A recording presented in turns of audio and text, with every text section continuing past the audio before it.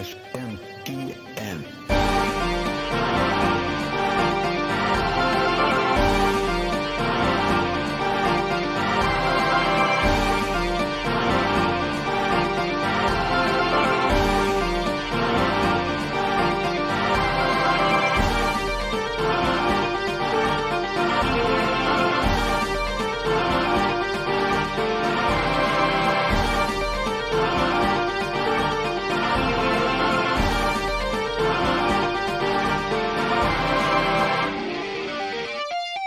How's it going, everybody, and welcome to Shin Megami Tensei Network Link 382.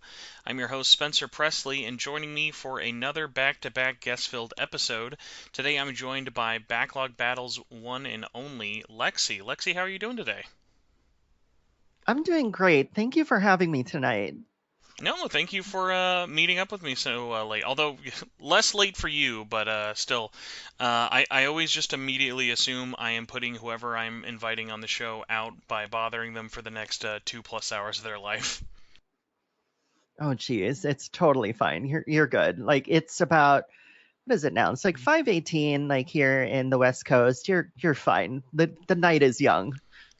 Thank you. I didn't actually get a chance to ask you, but how have you been? Have you been either busy working or doing anything crazy with your week so far? I mean, it's always busy. I mean, it is the fall. So there's something going on, especially with games, right? So I just wrapped up my review of Lost Eidolon's Veil of the Witch, and I am planning on streaming it, but by the time this goes out, I've probably already streamed it. But it's like my jam right now, and I'm trying to basically get a hold of Pokemon Legends ZA, but we'll see if Nintendo budges. Man, the elusive Nintendo review code. It was those are so funny, especially nowadays, because like I first got into annoying Nintendo slash going for like 3DS codes back in the day. I think like the first thing I ever successfully got through to them was Animal Crossing New Leaf, just to really date myself. And I remember there was Nice. two things that shocked me about that. One, I got a code, and two, they gave me the code like almost 3 months before the game came out, which was awesome for Animal Wow. Crossing. But the bummer with that was one of the most fun things of Animal Crossing is like playing it with other people. And so imagine being the Right. only one in your circle who's playing Animal Crossing and you have no one to share it with. It was like the most isolating feeling ever. Yeah, it reminds me of when I played Grand Blue Fantasy Relink. It was like, the online component's super important, but I'm like, well, it's nobody else out there like playing the game, so I just gotta trust that it works. Although I think I remember at least for the demo that was like free online, and so I was pairing with like Japanese people. So at least there is that, but I can totally get it. Like especially for something as big as Animal Crossing. Well, at the time I don't think we knew it was going to be that big, but like still, it's like, yeah, how do you do that? I don't think it's possible. Yeah, and I mean, especially nowadays with like getting stuff ready in worldwide releases, like getting a game a month before release now basically is like is about as generous as most publishers usually are for reviews. Yeah, for sure. But for anyone out there who may not be familiar with you and what you do on your channel and stuff, what's like who are you? What is Backlog Battle outside of I assume something a lot of us listening to the show can relate to? So I named Backlog Battle for that very reason, but I think where my desire to make content for Backlog Battle came from really is this desire to make gaming inclusive. And I know that sounds really silly, but when you consider that only like less than 4 or 5% of people who game actually check out reviews or even content, it's a very small amount of people. And I would venture to guess it's because there's a lot of kind of negativity around games, especially with games coverage. It's almost like a tabloid environment. And this was back in 2017 when I was making this observation, right? So I started Backlog Battle with the desire to make every game, especially niche ones, very accessible. And I thought that the best kind of genre to apply this on would be JRPGs, which to me is like my favorite genre, right? Like I've literally played JRPGs since I was young, and that's where it kind of started. That's where Backlog Battle started. Is this desire for gaming, and especially these genres that are underrepresented, and kind of lifting them all up. Because also another thing that's happening apart from the negativity is that a lot of AAA games get raised in a pedestal whenever they come out, right? And there's a lot of other games that really deserve that spotlight as well. And so here I am basically presenting these, kind of niche titles and trying my best to elevate them to the same level of notoriety as AAA games. I don't know if that worked. I mean, I've been doing this for like 8 years, but ultimately, it's all about discovering games together. It's all about enjoying them again and learning to enjoy them again and figuring out like the most responsible way that we can enjoy games without burning ourselves out, and ultimately not turning video games into, or more specifically, tackling our backlog into a job that we feel compelled to try to solve, like this problem of I had a friend who literally has like 1,500 games on their Steam library. And I'm like, the best way to kind of treat your backlog is to find enjoyment for it, because there's a reason why you bought them. Let's not turn it into work. Okay. So that's, to me, is like the essence of Backlog Battle. And I know that's very esoteric for a lot of people who are listening, but like that's the best way that I can describe that, because I feel like it's a universal feeling of being overwhelmed by this thing. There are backlogs, and also, creating a community that enjoys get video games again despite the negativity. No, totally. And it's kind of funny. I wasn't even thinking about this recently because you were coming on, but like I find myself, especially as I get older, looking at my backlog so much differently than I used to, especially I feel like back in my 20s. Like at the end of last week's episode, I was talking to George Yang, and he out of nowhere just kind of asked me, he was like, "Hey, what's your favorite game this year?" And I was like, "Oh my God, I've played like," and especially for me recently, like some years I will feel like I don't play as many games as I would like to, or may not want to, just from like day job or personal reasons and things like that. But this year it was really funny of like, oh yeah, I've really played a ton of games this year. But I was like thinking it wasn't like, oh, what was your favorite game you've played this year? It was, no, what was your favorite game you've played from 2025? And I was like, I don't like and I was looking at it and I was like, I've played like less than 10 brand new games this year. And the amount of games that I've like knocked off my backlog is probably at like an all-time high. A, from just wanting to try and save some extra money, and B, just from like just being like, hey, I've got all these extra games that I have barely scratched the surface with. Let's like dive into them, and why not? And it's funny, like I haven't had any FOMO of like, oh man, I regret playing like X, Y, or Z game, even though I'm not playing like the newest. Because even like a good recent example, leading up to Borderlands 4, I was like, hey, I haven't beaten all the other Borderlands games I have in my backlog, so like let's finish up the rest of 3. Let's see if is New Tales from the Borderlands as absolutely terrible as everyone says it is, and not play Borderlands 4, which kind of ended up being a nice win-win for me. A, because I did not have to experience apparently the weird technical hiccups that games had at launch, Yeah. and I've also got to enjoy and knock off some games from my pile of shame, which has been fun. Yeah. It there's so much accomplishment that you feel when you knock something out of your backlog, that sometimes I get worried with people who have literal checklists of like, this is what I'm supposed to do next. And I'm like, how different is that from like responsibilities at work? And that's really like one of my biggest fears, is that yes, there's a lot of games coming out, as you've said, but it's our approach needs to change, because I get it. We feel guilty that we have bought so many games or gotten them for whatever reason, gifted or what have you. But like ultimately, we have to always remember that we're doing this because it's fun and it brought us enjoyment. And that's really like to me, like video games are all about. Like, yes, there are problems within this industry. And that doesn't mean that I'm ignoring that, but there's so much of that. There's so much of it that exists online that there needs to be space for this other part of like, hey, you remember games are fun, right? Like, despite all this bad stuff.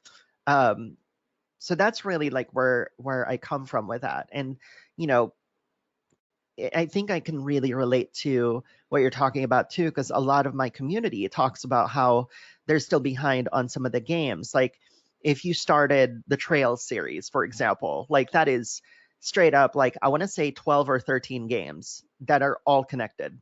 And it's daunting. And a lot of people in my community are still like, oh, I'm just in Trails from zero. And I'm like, all right, that means you beat 3 games, you got 10 more. And then there's another one coming out in January, right? It's like, it's real. Being behind in video games is a very real thing.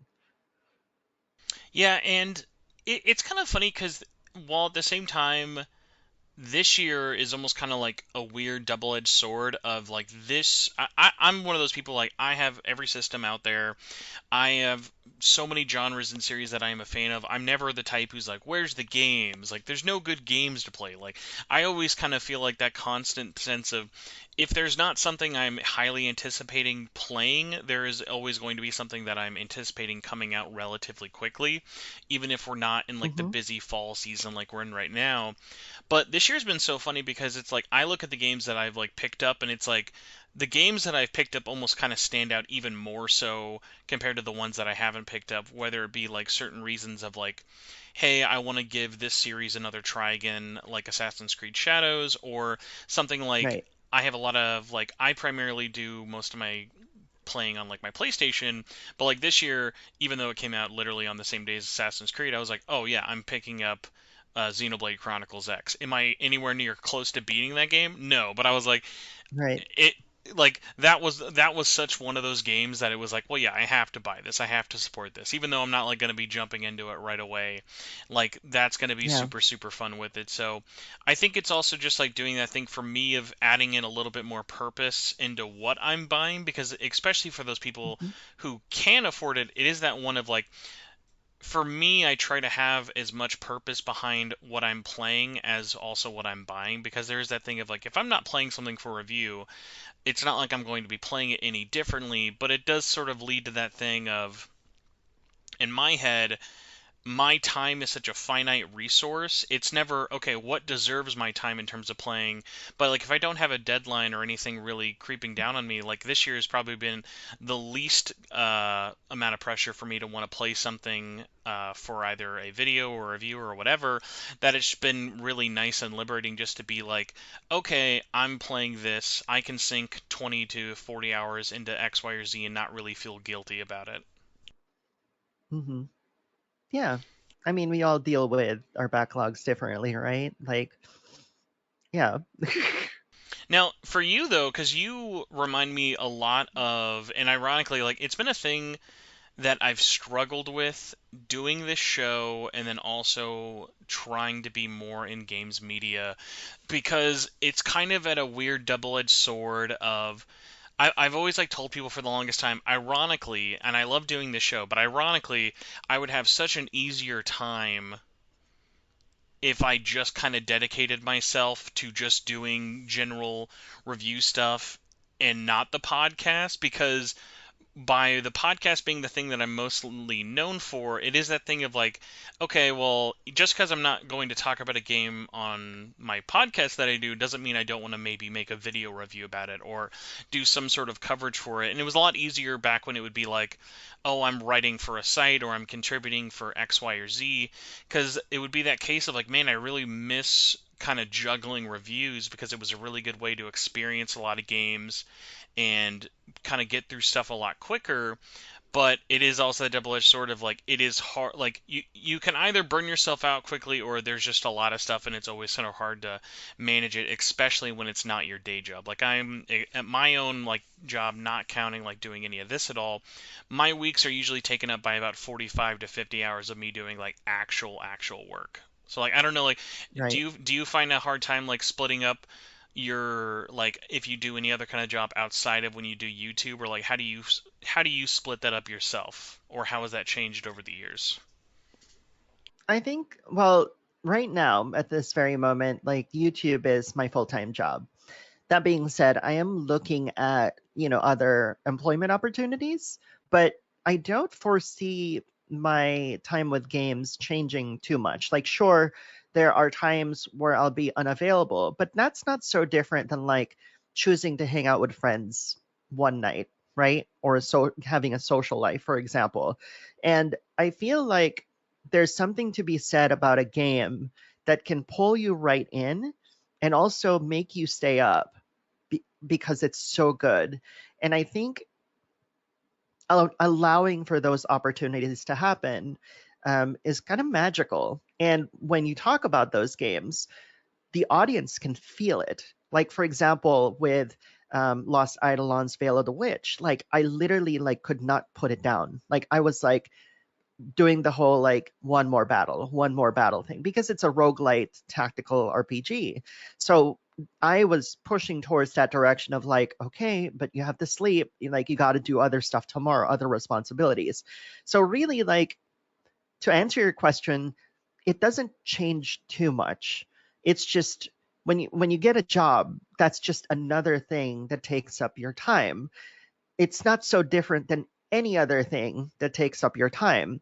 The question is like how are you actually like putting aside those times, and are you willing to spend that time with games or something else? And I think that's also telling for certain games where if I would much rather do something else, then it's probably not great, like something along those lines. But when it comes to like actually reviewing a ton of games, like I do try my best to like play as much of it as I can. Like I've stayed up countless sleepless nights these past months or so just to kind of hit my deadline. In fact, one of my reviews, Atelier Wrestleriana specifically, I didn't even get to finish the game and I released my review. But again, I rely on my creativity to deliver content that isn't just, oh, I'm going to push that out because it's really important to release an Atelier Wrestleriana review literally like, within 1 or 2 days of release. Like I will find a creative way to review a game even though like I didn't finish it and actually like make that the core of that video and have people actually like really appreciate and love the uniqueness of that perspective, if that makes sense. No, totally. And coming from someone, obviously you and I are very, very big fans of RPGs of all sorts. For you, what does it kind of take for you in terms of like wanting to cover stuff, especially on your channel, that might not necessarily be an RPG that like kind of sticks out for you? Because like right now, I'm working on, and it'll knock on wood most likely be up before this is up for everybody. Out of nowhere, I kind of had one of those weird moments of a game I didn't plan on buying, let alone making a video of and reviewing. I just kind of just naturally played it, and over the course of like playing it, I was just like, man, I have an annoying amount of things I want to say about this game. I should make a review for it. And it was the new Demon Slayer game from like 2 months ago, or Jesus, at this point, 3 months ago. But it was kind of funny because like I had gotten a lot more invested into it because I got gifted it after the movie had come out, and I was like, man, I've just had like so much Demon Slayer stuff on the brain. I really want to talk about this, even though, especially I know on my channel, luckily everyone I know who subscribes to my channel is very much that thing of like my channel is not just my podcast. My channel is like this weird messy archival place for me to put like my thoughts and streams of consciousness on, and it's kind of one of those things of even if I know I'm going to be working on something that is going to be performing way worse rather than if I just maybe cranked an extra hour or two into playing Digimon, it's that thing of I know I want to put it out there and there's at least a handful of people who are subscribed to me who would enjoy it. Like, do you ever have games like that that may kind of bust out of the mold of what you traditionally cover on your channel just because you're really passionate about it? All the time. I mean, when I came up with the idea of Backlog Battle, like I've determined that the scope of the content that I am building upon is not just JRPGs. That's why I always say JRPGs, indies, and niche titles. Though even then, it doesn't cover everything. I think my where the rubber meets the road is whether or not I have time to actually talk about these other games because I may have other responsibilities, for example. So, like right now, I have, and I'm sorry if I'm getting the name of the game wrong, a game called Edge of Allegoria that came out on Steam last year, but just came out on Switch that I actually really do want to review. And that is within the JRPG scope of the channel. On the other hand, there's another game called Tiny Bookshop that came out months ago that I really do want to talk about as well. And I think from a creative standpoint, the question is how can you still talk about those games in different ways and not limit yourself, by having to make a review for it? Because the way that I create content, I I don't like just releasing reviews. I don't like just releasing list videos. To me, like, and this is my problem. This is not a judgment against any others who does this and makes it work. I feel like thinking linearly, thinking safely about the kind of content that I make is boring because I have to please myself first. I mean, I hope that didn't come out wrong to people listening, No, no, not but at like, all. but like, I'm making this for myself first and foremost, and then it goes out to people. And I want to bring up the Atelier Wrestleriana review as a great example of that because for me, I was thinking to myself like I was actually trying to labor through like, okay, how do you want to talk about this game? Because you have played a lot of it, you just haven't finished it. So, and typically I finish games before I review them. If not, I try to creatively do a review, but not a traditional review for myself. Like, for example, when I reviewed Phantom Brave, the one that came out at the beginning of the year, I actually didn't get far in that game because I actually did not like it. So I have a series of reviews where I treat finding the right game that you want to play like dating. So literally, like, it's me breaking up with a video game that I just don't like and telling them all the reasons why I'm breaking up with them and why I felt like after being with them, quote unquote, for like 3 hours, it's time to call it quits. Very fun take on reviews. But Wrestleriana is such a different thing because I love the game. Like, I will use the dating metaphor as kind of a joke, right? But, and also a light way of letting go of a game in a joking way while still allowing myself to be critical. So the Wrestleriana one was interesting because by the time I was planning to release my review, so many others have already gone out. Like the embargo is literally like the day before. And so I thought to myself, why don't we revive a really classic style of reviewing from EGM back in the day slash Famitsu, they still do it, which is let me take three other critics' reviews, use that as a proof of my to validate my personal experience with the game so that even though I didn't finish the game, here are three other people who have had a similar experience. And if not, let's debate it, right? And that's what the Atelier Wrestleriana review turned out to be. It became this really deep examination of one game by taking not just my criticisms and praises for it, but three other people's. And it ultimately became one of the most interesting reviews I've ever done. And so, yeah, like I'm really proud of that. And I feel like it all comes back to the creativity part. If I basically just throw out a review out there feeling like I have to do it, I know something's wrong. And that's the time for me to like pretty much like take a step back and reevaluate priorities and such. Yeah, and you bring up a good point, kind of talking about those different review styles, specifically like the ones like from EGM and Famitsu. I wanted to ask you, for someone who's been doing this, like you said, for about like 8 years or so, what kind of motivated you to want to jump into this space? Had you had other either experience, whether it be like written or was it always just audio only? Like, what kind of led to starting it or inspiring you to want to keep doing it?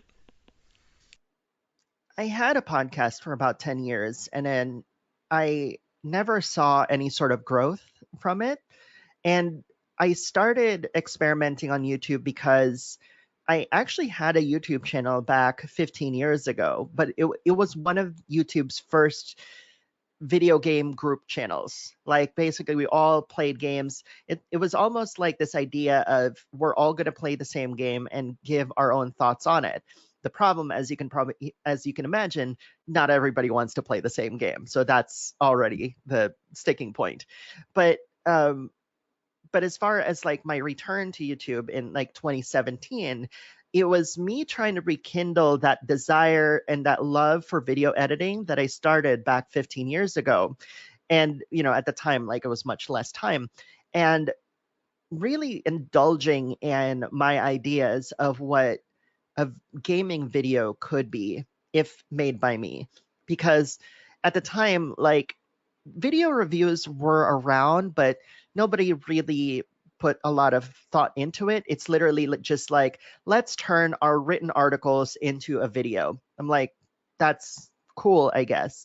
And you'll notice too that like my early reviews are kind of like that. And then there was a time where it got very like video essay. And I think that's what really pushes me to keep going on YouTube. It's yes, it really helps if I make a lot of money. Like, I mean, you would be foolish to say otherwise because everybody gets money on YouTube if you get to this point in your career. But the most important thing for me has always been the creative part because that to me is what separates me from everybody else out there. Because my perspective is not going to be the same as everybody else's, and I I want to hone in on that as much as I can, and now that I've come out as trans, I want to hone in on that vulnerability as well, because I think that in terms of people and their identities online to be authentic and all that stuff, like that's the desire of a lot of people for you to be, is to be your most authentic self. And and of course the transition in itself is a huge risk, and becoming public about it. But I really wanted to challenge myself to see if, you know by coming out and by also being more authentic to my values, if there's a way to creatively spin that as well, which is where the whole auntie moniker actually came from, is that where that creativity is. But gosh, like I feel like I went on a trip with this explanation and I don't remember what what was the No, question no, you you're good. asked is, and if I addressed it. Yeah. I gave you multiple. You basically are there. The only other thing I'd be kind of curious about, and you going on actually gave me another little bit for it. Would you say you had any like kind of direct inspirations, whether it be writing, video editing, or even podcasting? Like a big thing for me. I mean, it's tough because they all kind of like flow into each other. But ironically, like I was such a huge fan of like talk radio, and that so naturally went into podcast from I've been listening to podcasts since RSS feeds were just the norm thing we had to do. So Yeah. like I remember just basically if it was any podcast on oneup.com, I listened to every single one of those, and a lot of that came from me being a huge no-lifer for PSM, EGM, and then a bunch of other things with it. Like that, those were like such big ones for me of like I'm sure I would still be as interested in podcasts and stuff if things like oneup.com didn't exist, but like that site itself just ticked so many boxes for me that it's almost like hard for me to imagine without it. Yeah. I think it's impossible for us not to be inspired by others, right? For others' work. And I feel like my inspirations are a wide breadth. I think One Up is certainly one of them. Um, Leo Laporte, if you know him from like the old screensaver show from like G4 back in the day, and even before that, I think it was like CNET TV or something like that. He had like a video slash audio podcast network. Both of those reasons are why like I tried to do podcasting for 10 years. And also from a cinematic standpoint, my inspirations are pretty like to me are pretty clear, which is I love Aaron Sorkin's writing, which is that very precise kind of staccato type of delivery, like that you see in movies like The Social Network or even TV shows like The West Wing, that sort of thing. And David Fincher, even though he can be a workhorse, like I kind of like his style and cinematography the vision that he has. Christopher Nolan, and as far as like day to day kind of inspiration, like I read a lot of memoirs, like audiobooks and such, and a lot of kind of spiritual and creative audiobooks as well. Like the music producer Rick Rubin, he wrote a book about creativity that to me is like the perfect Bible for creativity, because it's almost like this meditative spiritual guidebook that really walks you through almost every facet of the creation process, whether it's a podcast, a video, or of course, in his case, like music production. And I think that was when I found that, and why my interests are so diverse in terms of like my inspirations. That book literally told me, like, regardless of what you're doing, whether you're painting, drawing, literally like being an architect for a house, composing music, doing a concert, we all go through the same process as creatives. It's just a medium that's different, but we all wind up doing almost the exact same thing if you really boil it down to it. Which I have to be very careful around you because I've noticed just in the short time that I've been like following you online, I could easily derail this and turn this into like an hour plus long movie and cinema discussion. So I need to be careful about how deep I want to dive down the rabbit hole with you right now in terms of that. But Sure, yeah. I totally get that. Um, kind of though, taking a little bit more kind of back into genres, one I wanted to ask you with it is you and I play a large amount of different kind of series and stuff for it, but for you, at least kind of I'm still so much kind of newer in terms of getting to know you, and for everyone else there listening, what's kind of like a quick rundown of either like series that mean a lot to you, or even if it's just kind of like a one-off title, doesn't have to necessarily be like JRPGs, but like what are like some ones that kind of pop out to you off the top of your head? I mean, Final Fantasy. It's a series that I've loved since the very first one. And honestly, the hate that it gets, I feel is it's interesting because I kind of get why people are so specific about it, because we were taught, a lot of this generation and the previous ones are taught that the best way to evaluate quality is if you lump things like by like together. And I've, in all my 46 years of playing games, and I know that sounds really weird because I am 46, and but like I've been gaming since, even if I barely like could walk, because my grandmother had an arcade that she owned, and she would let me play those cocktail table cabinets and stuff, even though I had no idea what's going on. um, Throughout my life, I've always tried to see every game as themselves. Like, sure, there are different cues that make something belong to something else, but I feel like Square Enix has never really respected that definition to begin with. Because if you really think about it, here's a great example. Like, Bravely Default has a lot of the jobs and qualities of Final Fantasy. Would you then say that that's a Final Fantasy? Because Square Enix is like, no, it's not, right?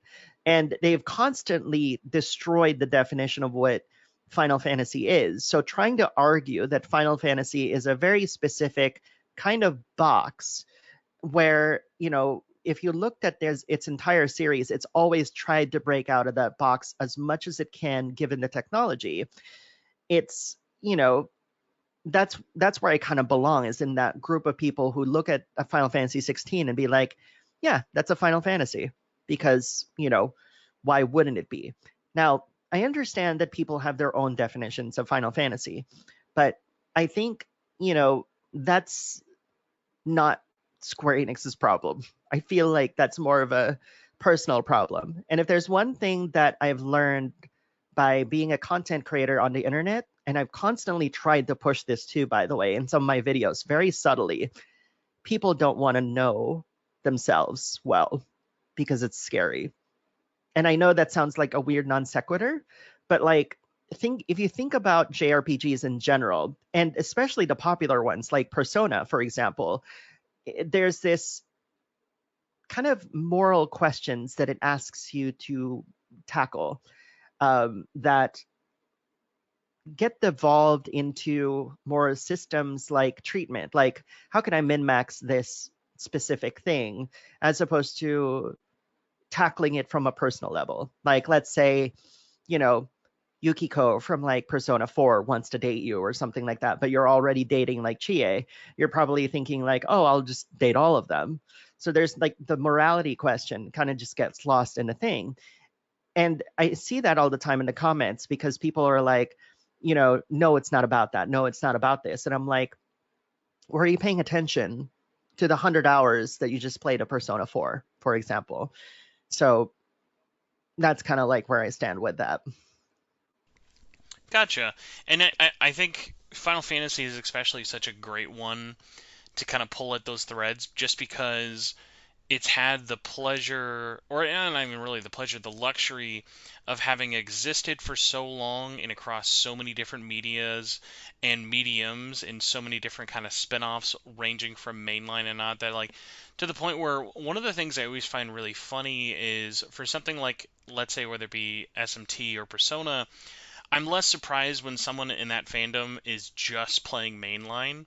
Whereas like something like Final Fantasy, I feel like it is so rare for me to find someone who's like, oh yeah, I only play those. Like I only play Mm-hmm. like let's say like 7 or I only play 14, because it's one of those things of like something drags them in, whether it be like a spin-off, whether it be like Crystal Chronicles, or whether it be like one of the like mobile games or something, or even like just like watching the movies or things like that that lead to so many different little excerpts of experiences and almost kind of like different other reactions from so many people that that's one of my things that I always find so funny to me of I and that attracted me so much as well, especially about being a longtime Final Fantasy fan. I used to contribute to a couple different sites online, and it was always so fun talking to people, whether it be the fellow like staff members, but also like the community for that, because like those topics would always just be so fun to have, and would never really kind of feel old or like stale, you know? Yeah, it's Final Fantasy is in such a unique spot. Like, you're right, and to be fair, a lot of their spin-offs aren't great. So, I mean, it's not like SMT where they've spun it off so many different directions. And yes, there are varying degrees of success in SMT, but still, that hasn't stopped them from being very tenacious about it, right? Like, think about like how many units Devil Survivor probably sold. And then they followed it up with part 2, and not only that, they also remade it for like the 3DS, like both games. So it's like their Atlas is very aggressive when it comes to, treating that franchise. And I think what's also lost in the conversation with Final Fantasy is that it's not enough for it. This is more like public perception. It's not enough that the games are turn based, because if that were the case, then Final Fantasy 13 would have sold gangbusters and people would love that game, which right now people love Final Fantasy 13. I know that there's some people who still hate it, but I I am dubious with those from those opinions, because opinions change over time. When we grow, our opinions grow. And and I know this because our taste in food changes, right? Like, nobody is like 40 years old and thinking like, well, I shouldn't say nobody, because I'm pretty sure there's at least one person. A majority of people aren't exactly like, reminiscing about like how delicious that carrot gerber was, like that they ate when they were like 1 or 2 years old or something. Like, our palates get sophisticated, not just from a food standpoint, but also for games. And to use 13 again as an example, that is literally a poster child of like a turn-based game. And so I feel like what will happen is a lot of people right now are kind of rebelling in the fact that like, oh, but Final Fantasy is real time, they're moving that direction. And I'm like, yeah, but you never supported the turn-based ones like from 13. Like 13.2 had a great one, and Lightning Returns, I mean, the time limits withstanding, was a great turn-based game as well, but nobody showed up. So it's this weirdness when it comes to Final Fantasy where even the fans themselves don't understand what Final Fantasy is, because confronted with a turn-based game, they're like, but this is not the turn-based game I want. And I'm like, you can't win. And I think the situation with Square Enix when they made 13, they were like, and mind you, they gave the game to a very capable person, Motomo Toriyama. Motomo Toriyama was responsible for the amazing dress sphere system in Final Fantasy X-2, right? And he course corrected 13. 13.2 was great. And Lightning Returns, probably even more so. But nobody paid attention. Like even when it was a turn-based game, even when 13.2 was non-linear, which was the chief complaint of the first game, it was too linear. Now it was a different problem. It was like, oh, there's too much this, too much that. And then of course in, Lightning Returns, it's like, oh, now it's the time limit. You get what I mean? It's like because of its age, Final Fantasy is held up to a practically impossible standard that people have in their brains, that if they played some of the older games and they try to present that to the people who got in with like Final Fantasy 15, like the guys who played Final Fantasy 15 are probably going to be like, why do you like all the pixel shit? Like it's like nostalgia versus reality, and the reality of the industry as it is now, if that makes sense. Oh yeah, and I mean, I would say it was at an interesting turning point in the 15 era, whereas even now it's split so much because I think you're like the mainline series or whatever you can kind of call it is in such a funny space right now between the people who have thoughts positively or negatively on 16 and then the 7 remake trilogy folks. So like even that is at such a weird interesting crossroad. It does actually kind of remind me that when you mention Lightning Returns, that had to be one of the funniest preview events I'd ever gone to in my life. So we were invited out before it was announced, like right before TGS that year. And imagine being like explaining to a room full of Final Fantasy fans, because the director and producer were there, and it was like they were showing us the game, they were showing us the time mechanic, they were showing us the battle outfits, the changes, and like stealth and all this other stuff in the world. And it was just so funny that there was no Q&A section, or if there was, it was like maybe one or two questions, because it was so funny. Like everyone got together at that event after the preview, and we were all just like, well, this looks really cool, but man, I don't know how they think people are gonna like. I don't know what they think the reception of this is gonna be. Like, I love the 13 trilogy, and Mm-hmm. I'm a huge fan of Lightning Returns, but it was so funny. I'm just like, it was like, man, I don't know what the feedback was that got us here, but this is good. This is definitely gonna be one of those games that you're either going to really like or you are not gonna want to touch with a 10-foot pole. I think it's also partly desperation, right? And this is not a knock on Lightning Returns, Oh no. because if you think about the perspective that happened, it's like, all right, 13 happened. Okay, you all complain about the linearity. Let's fix that in 13 too. And then when you address something that was so public, like in its criticism, and nobody shows up, it kind of makes you question, like, okay, where do we mess up? And I think like the move to make Lightning Returns was great, because that was literally like the developers and the director totally unhinged, because like he was like, you know what? If nobody's going to show up to make this game and I still want to finish this trilogy, I'm going to make it whatever the hell I want. And to me, that is like one of the gutsiest moves ever. And I can definitely relate.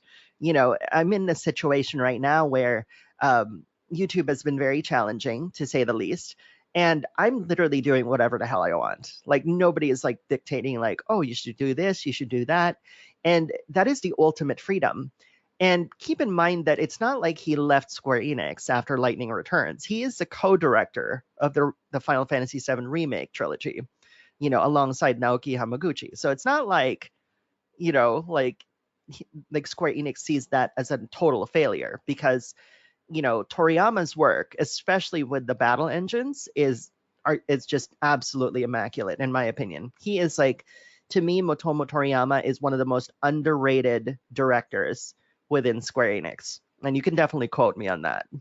Oh yeah, I mean, I think a large part of the 13 revisionism outside of the fact is a lot of people are just like, because there haven't really been a lot of ways to easily play it, that probably helps as well. But the fact that that team went on to now make something so popular with the 7 trilogy, it's like, yeah, like they definitely had not a perfect start to that trilogy, but you can tell each of their strengths kind of increasing each and every title as that goes along. Like that's one of the funniest things of like half the reason I remember how excited I was for 7 Remake 1 to come out was just because I knew it was that 13 sound team. And like that Hmm. soundtrack, specifically the team behind 13-2 and Lightning Returns, like they just go on so many just crazy tears in terms of where they go compared to like a Yeah, traditional Final Fantasy soundtrack. Like that's the kind of stuff that like gets me really excited. And again, you mentioned like the very creative battle systems, the weird leaps that they kind of take on top of everything else for it. So, yeah, like yeah. that team that team I feel like especially right now couldn't have more goodwill if they tried. And maybe controversially, and this is a take that I haven't seen brought up, I think also part of the reason why people don't like 13 is because it has a female protagonist. And I know that we've had female protagonists before, but not a female protagonist in this day and age, right? Lightning is a very powerful, character. Like like not just from a strength standpoint, but also like the journey that she's gone through. But also, if you take a look back at Motomo Toriyama's history, he has a history of writing very powerful women. Obviously there's Final Fantasy X too, but one of his first works when he was a scenario writer was Bahamut Lagoon, where there's like a princess there in that story that is not like a damsel in distress like princess. Like she literally like married into this empire that is literally controlling the world because she knows, because she wants power, and it's like these are really powerful women in games. Like they're not these, oh, save me, woe is me kind of characters. They have their own motivations and goals. And I think some people who played like 13 like kind of latched onto the idea of linearity and probably overblew it a little bit. And the reason why I say that is because, I recently played through like Final Fantasy 9 and people are like, oh, look, you can explore the world map. I'm like, yeah, but you still go to the next town. Like, it's not going to let you like explore the, like, sure, you got a fight into like this forest, big freaking deal. Like, you're still, in order to progress the story, you still have to follow a linear path. Because back in the day, as you know, we only had linear paths. There were no side stories, and if they were, they're obfuscated because they usually hid a very, very rare secret, like getting Gogo in Final Fantasy VI or Omaro, right? So it's never really explicit. So I think when 13 came out and people complain about the linearity, I got really confused because I was like, what? Have I played all 12 Final Fantasies before, like in the wrong way? Because in all honesty, if people really want to complain about linearity, I would complain about almost the entirety of Final Fantasy except for 12 and 11, because for obvious reasons, and of course 14, right? And to some degree 15 and 16, but you get what I mean. It's like Yeah. in order to progress the story you have to follow a linear path. That's just how it works. And there, what people are actually complaining about really is the illusion. The illusion isn't there. So, you know again, like this kind of just underscores the idea that I had, that like there's a very complicated problem within the fan base where no Final Fantasy is going to meet their expectation, even if they go back to like a turn-based format. Yeah, that's why I'm so curious to kind of see where that series goes, not only just from 17, but also once we're kind of done with Remake Part 3, just because I think there are so many different interesting ways for them to go, but there's not really one clear, universally agreed upon way that it'll be very, very interesting to kind of see, especially, hell, it just depends on whatever state Square Enix as a company is in as well at the time. But one of the things, stepping a little bit back from Final Fantasy, I'd be kind of be curious about what was your introduction, whether it was first Persona or Megaten or anything else, kind of like what was your first entry into stepping into like Atlas games, whether it be for RPGs or something else? Oh my gosh, generally Atlas games.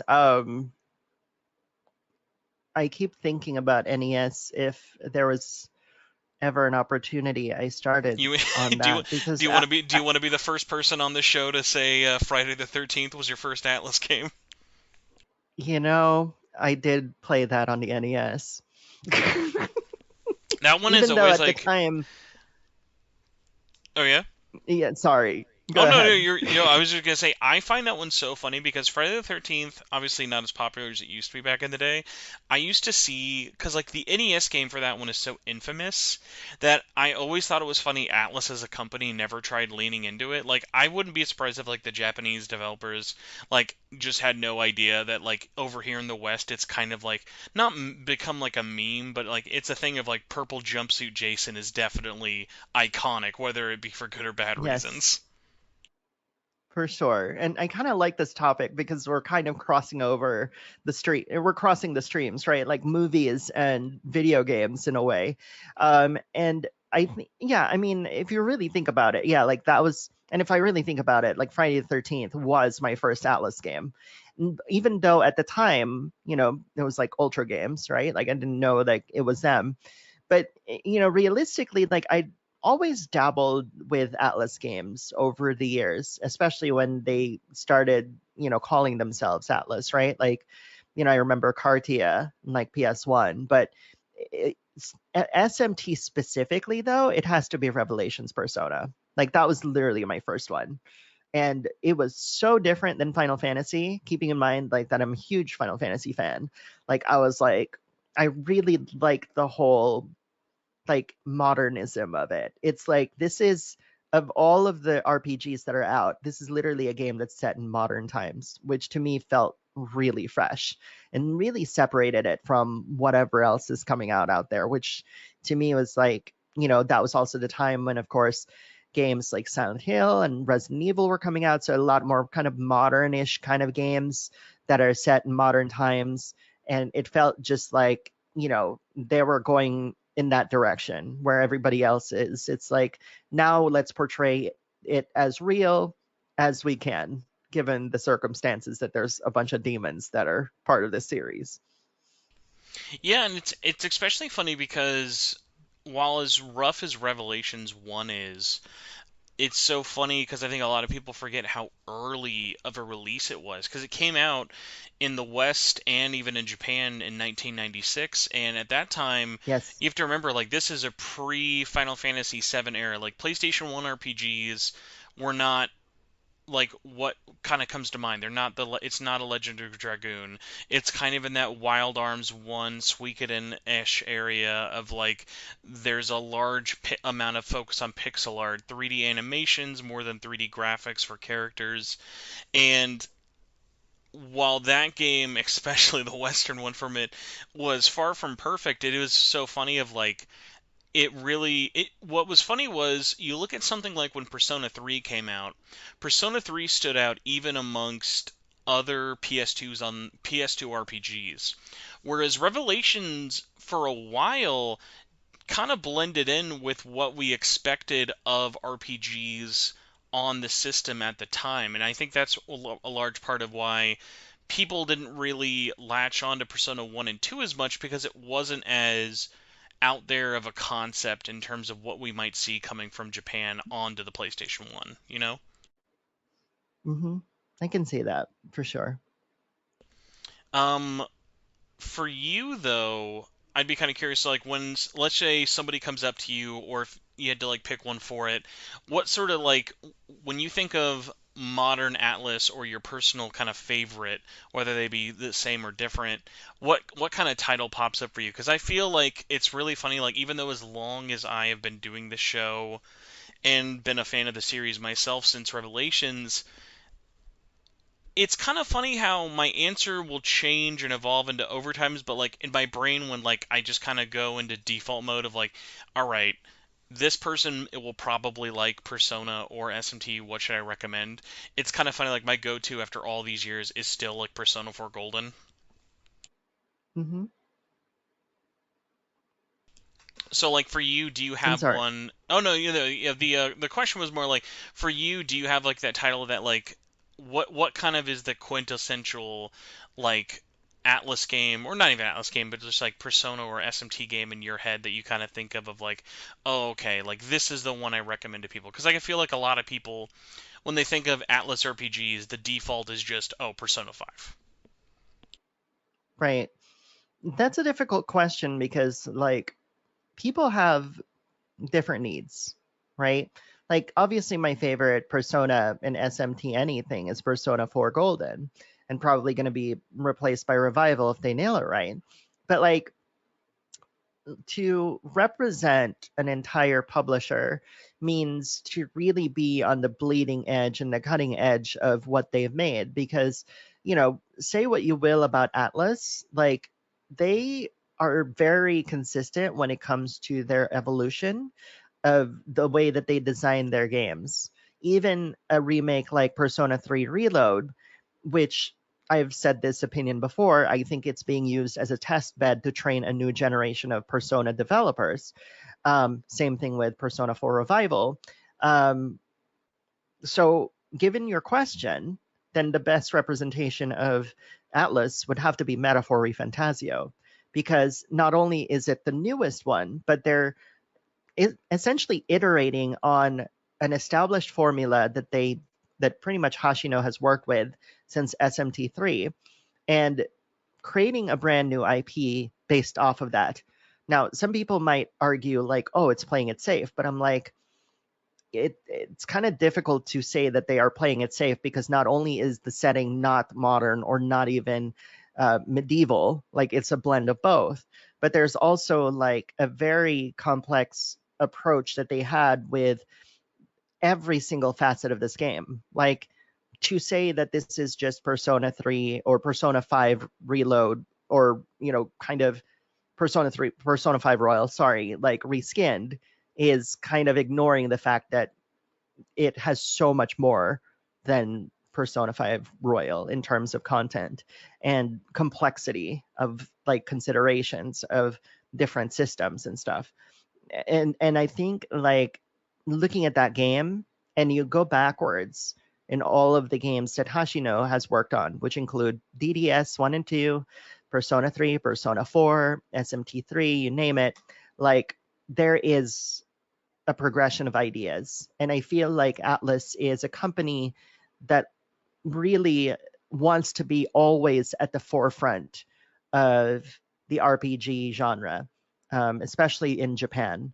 So, like for example, if you remember, it was called, Metaphor Fantasio was used to be called like Project Refantasy because the original design of it was meant to capture the feeling of playing RPGs back in the Super Nintendo era when they all felt fresh, right?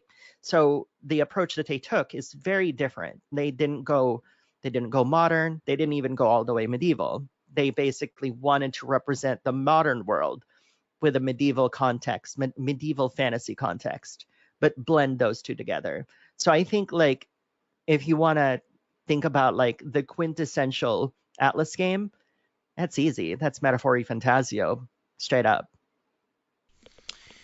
That's interesting. I totally agree with a lot of points for it because like I feel like metaphor works on a lot of levels in terms of either like bridging new or old people to the series, whether it just sort of be like this is someone's like first Atlas game, or I think especially what we saw last year when it came out was that more than any other Atlas title that had come out, especially comparing it to other things like SMT5, Soul Hackers, and even other titles they'd put out post Persona 5 Royal. That really felt like the first game that kind of stuck the landing of it caught mainstream attention. It caught a lot of very high praise from critics and fans alike. And it's funny because it's like I think there's an argument to be said that the original vision for Metaphor may not have always kind of transpired or might not be in the main game, because I think one of the big takeaways from back when it was Project Refantasy for me was, okay, how are we going to redefine the fantasy RPG genre, or how are we going to like put our twist on this classic like Western style RPG fantasy, which was a lot bigger back in the 90s and 80s with like Japanese PC RPGs like Ultima or even like classic Dragon Quest 1 through 3.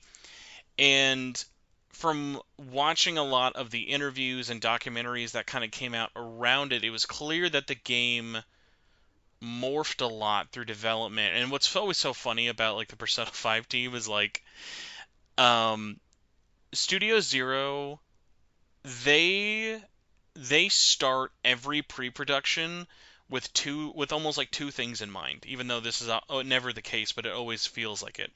They start and are scoping out these games like they are never going to finish production and they have an unlimited budget.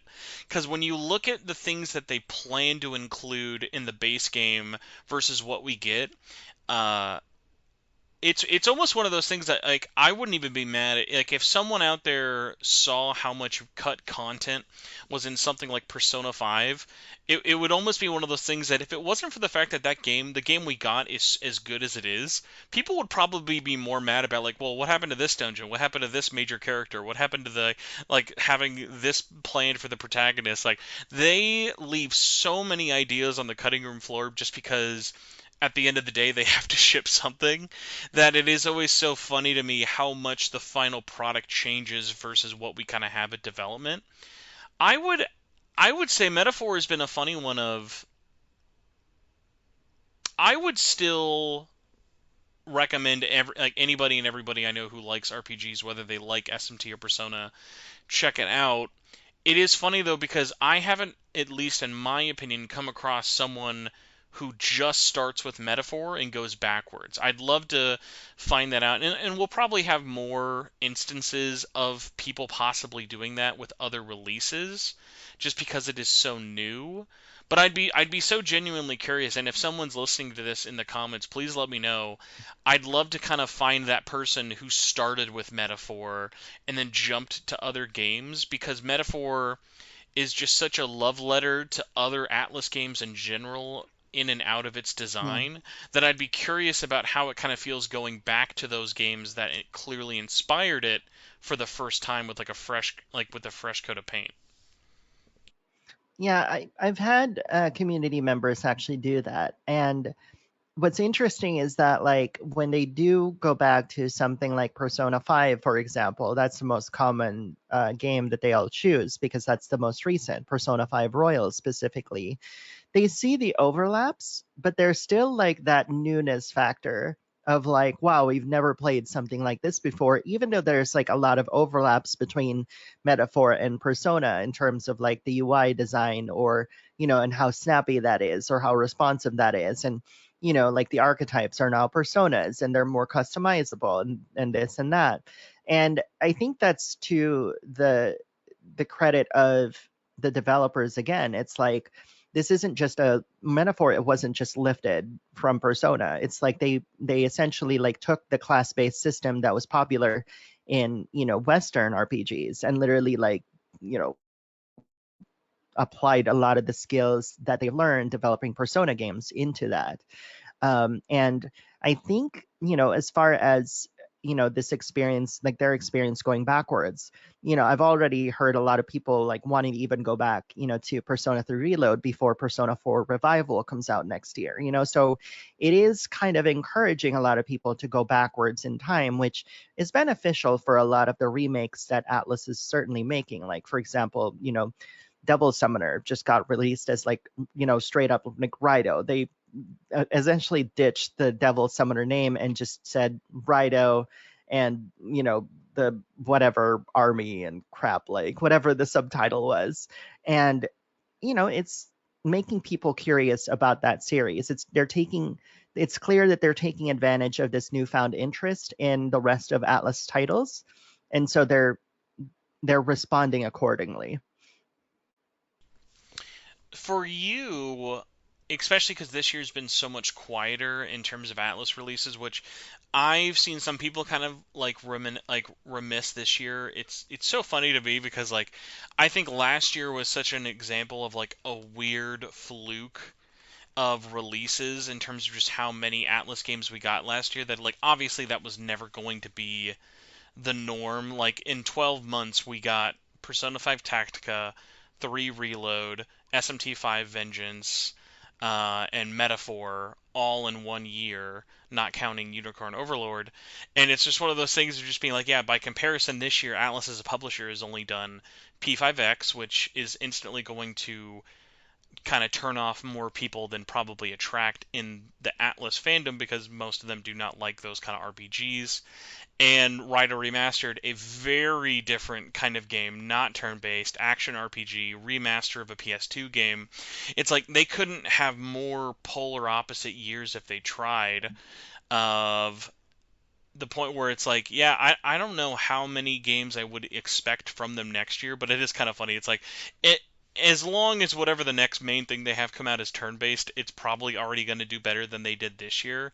Just because, like, for me on the outside, it's like, all right, well, I played way more of Rido than I would have thought, because I was just that impressed by how good of a job the remake was, while at the same time Mhm. being surprised by how little I found myself wanting to play Persona 5X, even though I literally got a new phone, like ready to play it. I had every reason to want to get hooked onto this thing, and it's like the game just kind of actively did all the wrong things to make me kind of want to come back. It was like everything else looked more interesting than playing more Persona 5 on my phone. That for someone like you, I was kind of curious, like how has this year looked in your opinion? Because like for me, it's been like, all right, this is just kind of like a resting year. Like they're still developing at least 3 to 4 main titles are planned from all their different kind of studios. I'm not looking for anything kind of crazy, but like in your opinion, like how would you feel if you had to sort of give Atlas a grade? Because obviously they're not coming out with any other main titles this year. For you, as someone who reviews and as a fan, like what does 2025 feel like for you for Atlas? I mean, I definitely agree that it's like a rest year for sure. I think you are right that they're probably preparing for something next year, but also like, let's also bring back the reality that doing worldwide simultaneous launches is hard work. It's not easy. So, you know, add that on top of a development schedule. It's almost impossible to have the situation where there's a constant amount of things coming out of Atlas on a regular basis, right? And let's also not forget that like Atlas is also part of a larger company now, like with Sega, right? So we can't just say, oh, even though of course like we love Atlas RPGs specifically, the reality of the situation is you have to look at all of Sega to really understand why we're not seeing Atlas titles like this year. Because if you really think about it as well, like Sega's also come out with a lot of really strong stuff this year, relative to their calendar. Because like the way, Sega's not going to release like a game that will go toe and toe with like an Atlas RPG, for example. They would feel it would cut into their profit margin, right? You mean So you it's mean very, exactly what happened last year? yeah, pretty much. Um, and I think like they learned their lesson last year by doing that. And I think what happened this year, if I'm being honest, what happened is they probably had a lot of releases this year for Atlas, and then maybe they decided to push a lot of that for next year because it was already also getting really clogged. Like 2025 was already getting really packed as well, which it's not easy to do that because if you essentially make a conscious decision to delay a game, then not only is it going to cost more, but also the profits need to justify it, and also like they it's not delaying games and trying to make them come out in very specific windows is not like as smooth as like a ballet dancer. It's more like the Titanic trying to avoid like an iceberg, especially since next year is GTA 6, right? So it's like, you also have to consider all those things. But as going back to your question though, like I think I really enjoyed Raito. P5X, I didn't really play a lot of it. I played like the casino section, which is literally the first level. And, I'd give it like a generous like C minus or something. Like it's I loved Raito, don't get me wrong, but like what else do we have? Like and keep in mind the only reason why it's like a C minus is because Raito is literally lifting, the entire score because of P5X. Although I do want to say that like I do feel as though Square Enix started something this year that's going to be interesting if Atlas follows suit, which is Octopath Traveler Zero. Part of that game is based off of the mobile game for Octopath Traveler, but they're also building something on top of that. So there's added value to buy it as a packaged product. And I do wonder if P5X is going to follow that lead Yeah, P5X in the is in future, of such course. it's in a weird spot because I think the best examples like that with the most recent Atelier game and Octopath Zero, and we've seen this for other games as well, that started off as mobile only games coming to consoles or PC. The problem is with those games, there was kind of more of a clear path due to either content services drying up or end of services for other mobile games. Whereas, like, right now, P5X is in a very similar thing to bringing it back to Square Enix. It's in a very similar problem with Ever Crisis. There is a large amount of content still planned for that game, and the more platforms you have to support, the more expensive and the trickier it is at once. That I mean, I remember even for me, I held out for the longest time for Ever Crisis after it first came out, just because it was like I love the idea of how Ever Crisis plays and what it's trying to do, but I'm just normally not that kind of person who's going to divulge hours of his life into playing games on my phone just because I don't have that time available to me. Whereas P5X and Ever Crisis are two very clear examples of games that would benefit from being, and ironically, not even on multiple consoles. I think a large amount of the audiences are clearly on PlayStation. Even if they weren't on Switch or Switch 2, I think in a perfect world it would be like, let's put it on Switch 2 and let's put it on PS5. But I think realistically the plan would be like PS4, PS5 if possible, but most likely just PS5. But it's that thing of who's going to do it, do these games justify the costs? And just because you put it on consoles, more people are going to play it, yes, but there's a very large difference between people who play free to play games on their phone and how they spend their money versus people who free to play games on consoles and spend their money. We've only really seen those cases match or be similar with each other for the really, really big free to play whale games like the MiHoYo stuff. Like, not every free to play game is Genshin Impact or even Honkai Star Rail. And I think it's important to remember Honkai Star Rail is probably the closest comparison to what P5X is and is trying to be. And that one's the weakest in terms of the monthly revenue grossed for all the Hoyo games, which is very interesting. I think it's also uh using the Octopath Traveler Zero as an approach, I think also it's very the response that Square Enix has to me is truly fascinating because it's assuming that because essentially in the Octopath Traveler Zero situation, they literally have like an entire roadmap already done for the game. So an entire main scenario, right, for one of the scenarios in Octopath Traveler Zero. So what they really just did was they made another half of a game to complement that, which is so smart. And I think this is more of a response of let's recoup the costs that we didn't recoup from the mobile game by selling it as a packaged product. So in other words, like if P5X, didn't make all that money, they still have another opportunity to repackage it as a full price game so that everybody can play it essentially without the gotcha. And I do think that that's a really viable because what is the biggest problem in mobile games? When they die, the story's gone. That's literally work that you are pretty much flushing down the toilet. So what is the next best thing to do with it then?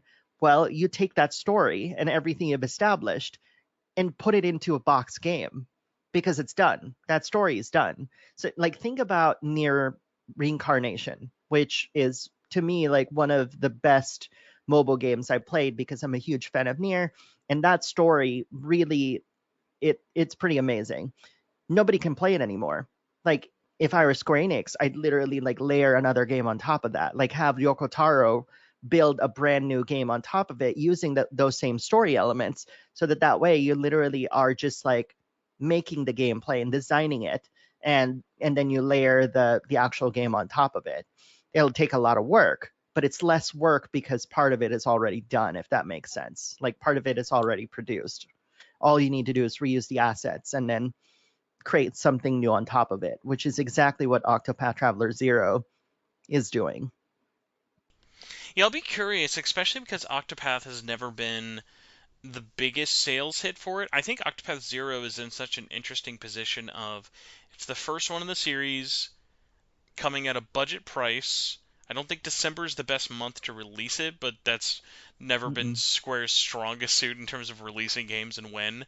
But I'll be very curious to see how it does launching multi-platform as well. I think it has way more good going into it than it would otherwise, especially from what it's kind of built at from its core because I think it's interesting that you bring it up, especially because Octopath Traveler's mobile game was far from popular. And so, if we can see something like this have even a remote level of success, I think it'll give a lot other companies, even outside of Square, some evidence to be like, hey, it is worth bringing these games back. Because, yeah, there are just so many games that are lost to time, and even ones that ironically never even fully come out. Like, I remember the one, God, I think it was earlier this year, that, like, Pokemon Go ripoff that Kingdom Hearts was going to do. Like, they were beta testing that thing for 2 years and then just decided to can it instead of ever releasing it. And there was a Yeah. huge amount of story planned into that. And I'm sure Nomura will probably make it some weird prologue Blu-ray thing or whatever. Kingdom Hearts is a different weirdo thing for that, especially when it comes to mobile game lore. But like Yes. other games like Nier, like I don't have faith that Nier Reincarnation will come back. Pun unfortunately intended. I would love to be proven wrong. The problem with Nier is such a funny series of like it is a huge IP that is I think being handled well with respect in terms of how they're putting stuff out and when they put stuff out, but it is just so tricky because like it's hard to ignore the elephant in the room that is just a majority of fans just want Automata 2. But I think that's the furthest thing that Yoko Taro wants to do. Yeah, I mean, Yoko Taro is your quintessential auteur. He is not going to play it safe. I mean, look at what he did after Automata. He did Near Replicant version 1.22474487139. Yes, I memorized that. And nobody expected it. And now, because he did that, everybody is expecting him to go backwards and go remake Dragon Guard 3. So and I think it's very unpredictable to really to really expect that Yoko Taro is going to go appease people's desires and wants, because that's literally not him. I mean, think about what he did. He literally created a mobile game based off of fairy tale characters and made it really dark. He made Near Reincarnation. He made Voice of Cards, and which, by the way, for anybody who complains that Final Fantasy has abandoned, or rather, Square Enix has abandoned turn based because Final Fantasy is not turn based, y'all didn't show up for Voice of Cards, which are a great turn based series, by the way. So, you know, he's just not content with resting on his laurels. He is a risky dude to do all this stuff. It's really kind of insane if you think about it that way. Do you remember the game he did with Sega, the like mobile only like 404 game that came out last year? Like that one was even another one of like, man, I mean that being stuck as a mobile only game in Japan didn't do it itself any favors, but that was one of those weird ones where I thought it was so funny to see him doing something outside of Square Enix. Unfortunately, I think Sega is just a really bad Sega has a really bad and messy history with how they handle like free to play stuff, especially mobile. Like looking at like how much they have fumbled constantly that like something as simple as Sonic Rumble, the Fall Guys knockoff that like Rovio is working on with them. It's like Sure. that should have been something they cranked out a year after buying Rovio. And now we're in year 3 of development and it just keeps getting delayed and it's like but it's just Sonic Fall Guys. Like I don't even know like realistically like what do we think the legs on this is going to be? Like maybe they're like, well, if we just keep delaying it, we'll get closer to Sonic 4 the movie coming out. Then we can then we can launch it at the same time. But Yeah.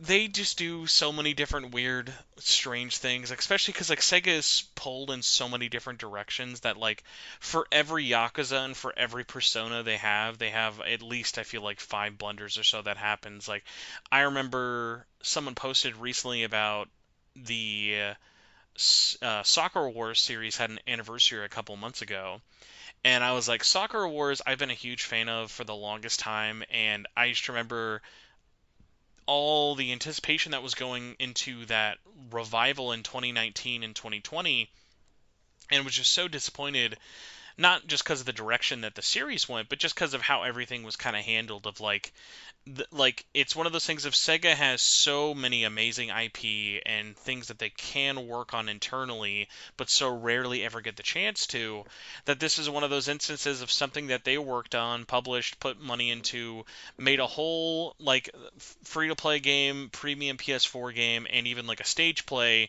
and still just completely pooped the bed on all levels of execution for it, kind of killing the series again when like you look at other things that they sort of just wave off willy-nilly. It constantly blows my mind. Like TGS was really busy recently, but something I was surprised people didn't talk about. Do you know the developer Forever Entertainment? Yes, I have. Okay, so the week before TGS, they announced the remake finally. They had technically announced it forever ago, but they were re-announcing it because it was going to be on the show floor. They had announced that they were still working on the remake of Panzer Dragoon 2. And one of the things that Okay. everyone noticed was no gameplay, direct feed gameplay came out of that demo on the show floor, and very quickly people found out why. It's because it somehow looks worse than the remake of the first game. And it was one of those Yeah. things of just being like, and again, Forever Entertainment, I don't know, maybe they just have a really good habit of lowballing every publisher known to man. Like, on one hand, I'm not shocked that they get access to like Sega IP like House of the Dead and Panzer Dragoon. I'm more shocked when I see stuff like Square Enix letting them do 3 front mission games like back to back. Like stuff like that really boggles my mind. And then like that's like one of those examples of like, okay, clearly Sega's just like whatever. You'll give us some money and we have to do literally no work. Okay, go for it. They don't care if Panzer Dragoon or House of the Dead has their reputation either improved or lowered because of this. But then like you look at other things that kind of negative but then led to a positive. One would be look at what happened when Streets of Rage 4 came out. When Streets of Rage Yeah. 4 came out, it was this huge success, and I would say a really big boon to the beat 'em up genre all those years ago, and Sega had nothing to do with it. They signed off the rights to Dot Emu and Lizard Cube and Guard Crush, and everyone who worked on that from the development side and the publishing side, it was like, okay, Streets of Rage is dead. Do whatever you want with it. Have fun. You guys have done some cool stuff before with like Wonder Boy, but nothing major. And they made this like genuine hit to the point where Sega then went out of their way and said, okay, we're going to go to Lizard Cube, we're going to go to the developers, and we're going to be like, okay, we are going to fund your next game. What do you want to make? And we're going to now try and be more of an active publisher for this next game. And we saw that happen with Shinobi. And then the kind of bummer with that was like, okay, cool. Well, Shinobi looked great. Shinobi played great. Everyone I know who's messed with it has really enjoyed it. But what's one of the things you've noticed, unlike Streets of Rage, Streets of Rage was such a breath of fresh air for that genre that it really stood out and sold really well and had really long legs. Shinobi, I feel like, was the opposite, where it was this amazing game coming out at the worst time possible. Already after Ninja Gaiden Ragebound and just before Silk Song and all these other and again, so many similar kind of Metroidvanias are constantly coming out, but especially kind of back to back with Ninja Gaiden, I just feel like that game got absolutely swallowed up, and it was one of the many victims of games this year that just came out at like right game, wrong time, and absolutely no one's going to remember it come to the end of the year, which is a total shame. Yeah, I mean, I think the more interesting conversation to be had here is the approach that you're talking about, which is farming out your IP, right? And I think Square Enix was toying with a similar idea with the Front Mission series, as you mentioned. But I think also what they've realized is that they've found a way to work with other developers while still having control over their IP. In fact, I feel like of the teams within Square Enix that are very successful with this, Team Asano is has to be one of the best within the company to be able to execute this. Because if you think about like the people that they have worked with, right? Like Octopath Traveler, the 1 and 2 was like Acquire, right? And then Art Dink was responsible for Triangle Strategy and of course the Dragon Quest trilogy. And then the people that they worked with for Bravely Default was working on the Adventures of Elliot, the Millennium Tales. And then outside of that group you find another group that's working with the developers of the Trials of Mana and Romancing Saga 2 remake, and those are doing pretty well too. So it seems like Square Enix was testing the waters when it comes to like, hey, let's give these guys freedom to essentially make a remake of three of our IP and see how well they could do without our supervision, which is why like it feels, those three games feels more like a forever entertainment joint, if you will, than an actual Square Enix produced title. But if you look at the games that I mentioned, sure, they are hiring outside developers to help with those games, but Square Enix is still at the helm, and they're essentially like a hired contractor. In other words, like if I can use a metaphor, Square Enix are the architects, and then these developers are the construction workers building this stuff. Yeah, no, I totally get that. And I've been very curious as well because I think it was officially put out there, whatever year it was that they put out like the Valkyria game, the Diofield Chronicles, and a bunch of other ones that year. There was like the year of like Star Ocean Divine Force. That fall slash early into that year, I remember they made an announcement of like, hey, we're gonna like be a lot more focused with our releases. And I think they've been done a good job of working more internally, and if they're not working internally, being a lot more specific about who their partners are. And that's really shown in terms of what they've been putting out. I think Square Enix still sometimes feels like they put out just a little bit too much, a little bit too close together sometimes. Like I remember like looking when the announcement for DQ7 remake was, I was like, "Oh, that's great." And then I started doing the math and I'm like, "We're not even 6 months apart from Dragon Quest 1 and 2 to 7." And I'm like realistically thinking over Yeah. here and I'm like, "Will I be done with this before 7 comes out?" Yeah, I think they're doing a pretty good job this time around because, like, they're not. I mean, let's put it this way: it's not all perfect, right? Like the whole, they still have that. Like, I have no interest for it, but there is that like one social deduction game that they have, right? Like, cool, I guess. And of course, who can forget foam stars, right? Um, so it's like there's definitely a desire for Square Enix to also find different avenues where they can succeed with their unique vision. And I think that, it's definitely encouraged. Like, I would encourage it personally. But you are right that, like, even with this tighter release, they are still making a lot of games. And maybe it's working out for them. Who knows?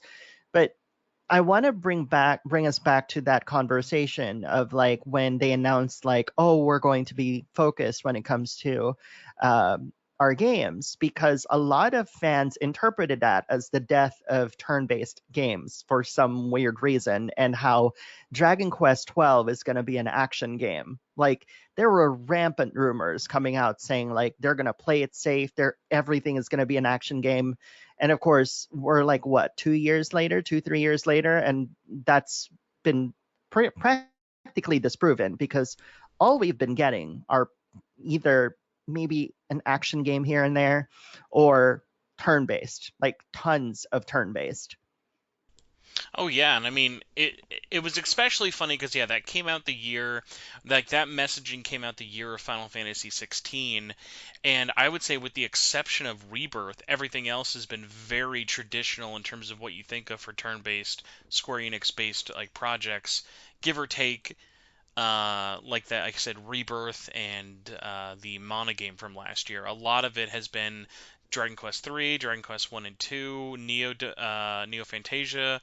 Like there have been so many, that Star Ocean 2 remake, that I feel like looking at it now, it feels like so much more clear that it's a really healthy split down the middle of most people looking at Square Enix's lineup being like, okay, there's something here for me, and if and if it's not, and if this isn't for you, then you're probably looking forward to X, Y, or Z. Like I don't know anyone who's like, oh yeah, Yeah. there's just nothing for me anymore. Like they still have enough coming out that's scratching those itches, while also thankfully not diverging away from new IP. I think like Elliot being so well received from that direct was a really good sign to show that, hey, just because something like Bravely Default isn't really a moneymaker for us anymore doesn't mean that that team has to just get immediately shit canned. Hmm. Exactly.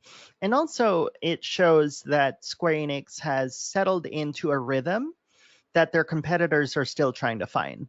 Because, in my opinion, the way that they handle remakes is so fascinating, because they're not like trying to lump every remake into one kind of remake.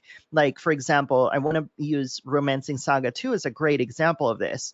That combination of production team in Square Enix and also the developer involved, they have mastered converting games from traditional 2D to fully 3D. Like, you can say that with Trials of Mana as well, which of course was their first success. So it stands to reason that that team is already working on something else to turn 3D, because that's just their specialty, right? And then you have all of Team Asano's games working on a variety of different things. And I think what's also brilliant about this is that there's definitely within Team Asano multiple production teams that want to see different kinds of games made as well. Like, for example, the Art Dink people, they're not running into the next Triangle Strategy, right? Like, their break is like, oh, let's make the Dragon Quest trilogy for now. And then let's figure out what our next move is going to be, which I heard, and this is probably rumblings, the next ones are going to be the next three Dragon Quest games. Which is why they're remaking. And again, also within Dragon Quest, think about this: 7 is not being remade the same way as the first three. So think about that. Like, they've settled into such a comfortable rhythm that they're like, we're going to try all this shit out. Like, we don't care. Like, we know these games are beloved. We know you're going to get them. Are they going to be, successful like all of them? Probably not. But the most important thing is we've settled with like a rhythm that we can be safe and confident in saying we have a schedule, we can meet those expectations, and, you know, let's make the best versions of these games that we can so we can introduce these new IPs to a new generation. Like, did anybody expect a remake of Romancing Saga 2 last year? Nobody.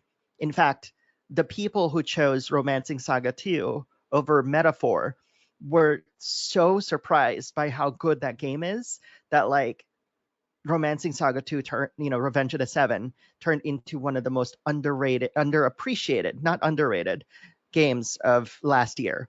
And it was released almost alongside Metaphor Fantasio. Think about that. Oh, and I just want to say I haven't gotten to put really as much time into it as I wanted, but I will say I have been a very big, very late Romancing Saga fan. I played Saga back on the GB, but didn't really get as into them until the later remasters of the second game and third game on Vita.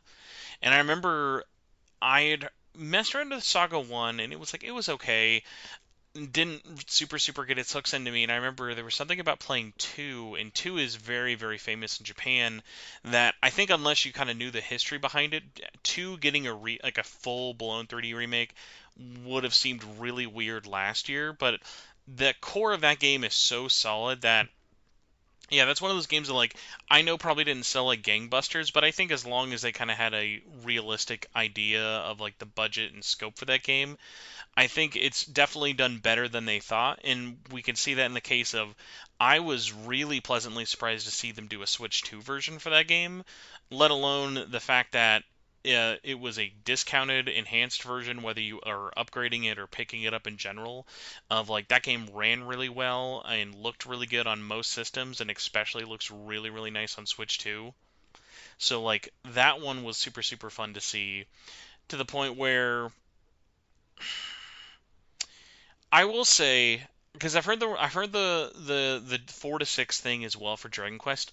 My weird like trepidation, as much of a Dragon Quest fan as I am, I would say though, I'm like, I think after 7, and I know it won't happen, but I would love if after 7 nothing came out until 12. I really feel like after 7 Reimagine, we gotta just put 12 out. Like, we can't just keep cranking these things out. I mean, I feel like that's the intention. Is I feel like the reason why we're getting so much Dragon Quest is to reintroduce Dragon Quest to a new generation. And you shouldn't do that like using 12. You lay down the groundwork, right? It's kind of like laying down a concrete runway so the plane can actually take off, so that way when 12 comes out, there's excitement for it that's kind of built in because you've worked really hard to get people and introduce them to the Dragon Quest series. Like, sure, they could rely on 11S and re-release that again for new platforms, whatever, but it's more impactful if it's a new-ish game done through the remakes, and to get people really excited for it. So, and it also allows the developers of 12, because, like, here's the thing that's crazy is that people think like, oh, somebody else is making the the Erdrick trilogy, that Uchiori is not involved, but he is pretty much involved with it. Like, he is the gatekeeper of that franchise. Like, you can't run anything past him because he literally made these games back in the day. So then, in which case, don't you think that by going back and being a part of these remakes to some degree, that he's not thinking like, oh, I like these aspects of these games, how can I bring that to 12? This isn't just like, because a lot of people think like, oh, they're making this to make money. Okay, fine. If you believe that, whatever. No one's going to change your mind. But also consider the creative advantages of being part of something like this. It allows for people to really study those games from top to bottom and dissect and see what works, not just from a gameplay standpoint, but also from a storytelling standpoint. Which also, you think about like Dragon Quest 7, reimagined, like they're literally dissecting that game and making the storyline better by cutting out fat. Now, a lot of people, again, in the gaming space, complains about like, oh, well, they're like we love these things, blah, blah, blah, blah, which of course before nobody really voiced that, even coming to this day.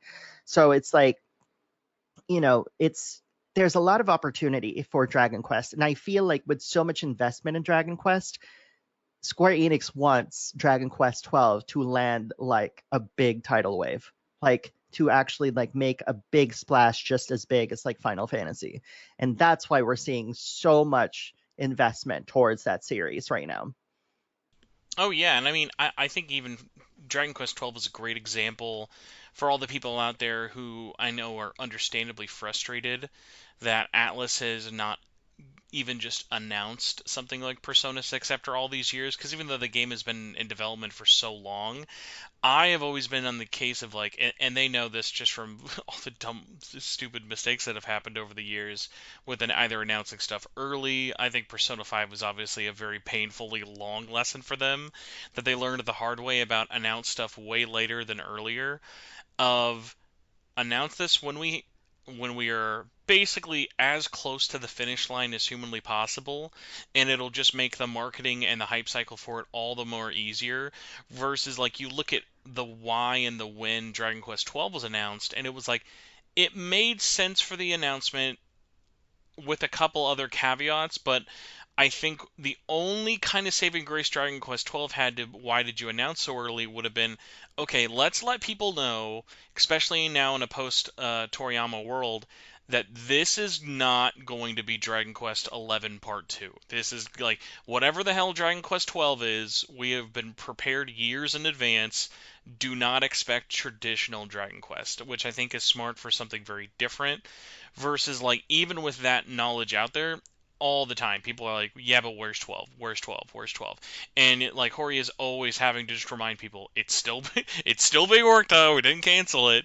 So like it is kind of one of those funny things of like there's always pros and cons to those like really early announcements, but especially for these big series where it's like, hey, you're not going to lose either a Persona or a Dragon Quest fan if you don't announce your next big main title right after an anniversary announcement or something like this. Like, it always seems like it's better just to hold it and wait till you really think it's time for you to go out there, unless it's something strange where it's like, hey, we need to explain this, whether it be a tonal change like Dragon Quest 12 or something like in Final Fantasy's been pretty good at this and always doing it their own ways, especially because Final Fantasy changes developers so much. I will be kind of curious because I doubt anyone's going to notice that when Persona 6 comes out, very few people will be commenting on the fact that it is not made by the team who made Persona 3, 4, and 5. Yeah, I mean, they just see it as Persona, of course. But to your point about like Persona 5 coming out so late, isn't, like there were a bunch of factors involved with that. Like for instance, the Tohoku earthquake was a huge deal. Like that really affected that team. In fact, it affected the team so much they changed the entire direction of Persona 5, right? I'm pretty sure you've heard of the story where Persona 5 was supposed to be considered an extension of Persona 4, where you get to travel around the world. But then the Tohoku earthquake happened, and the team essentially realized how corrupt the Japanese government is, that people have had to rely on the Yakuza to essentially help different parts of Japan. That really touched Hashino and his team and forced them to really change the game's core in a sense, to the point where like, props to Atlas for encouraging them to go that direction, because any other company, they'd be like, no, you already went this direction, you spent all this time, you can't change this now. So the move is sound, but I can't imagine how much redesign it had to go through from like a more positive feeling, round the world, let me know who I am as a person kind of storytelling, much like Persona 4, to something like, the key color is literally red. Like it is the seven deadly sins and all that stuff. Like it's almost like, and along the same lines, I do feel like the thing that took the most time in Persona 5 isn't necessarily just a pivot, it's also the tone. Because if you're going from a more positive, an ultra, jazzy kind of environment like Persona 4, not to say that that's uber popular or uber positive, it's almost like they had to study early SMT to capture that feel for Persona 5. In almost many ways, it felt like a deliberate exit for Hashino, because this is him basically saying like, you thought I couldn't do SMT anymore in my Persona. Well, here's proof. It's almost like he was challenging himself to almost honor his early career by making Persona 5 like that, while also adhering to the new messaging that he wants to impose on the title. Um, but that's my take on the Persona 6 thing. Is, well, ultimately my take on the Persona 6 thing is that like Persona 4 Revival and Reload, they're using those games to teach people within the Persona team what a Persona game is and what it means to make a Persona game from scratch. Well, not necessarily from scratch, but like to create your own interpretation of it before starting an original project, right? And Square Enix is kind of doing a variation of that in a way. It's almost like Team Asano is really good at that. It's like, let's test you by making X game, and then let's have you do something else entirely after a few projects, now that we've trust you.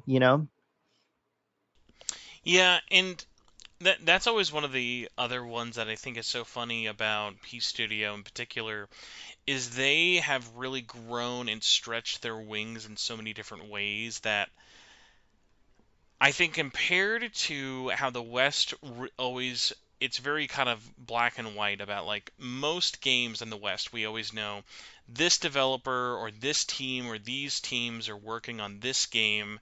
Whereas like for Atlas games, it always feels like either until the end credits come out, I'm always kind of left guessing of like, okay, well this producer's working on this, and then these team members are working on it from this project or X, Y, and Z.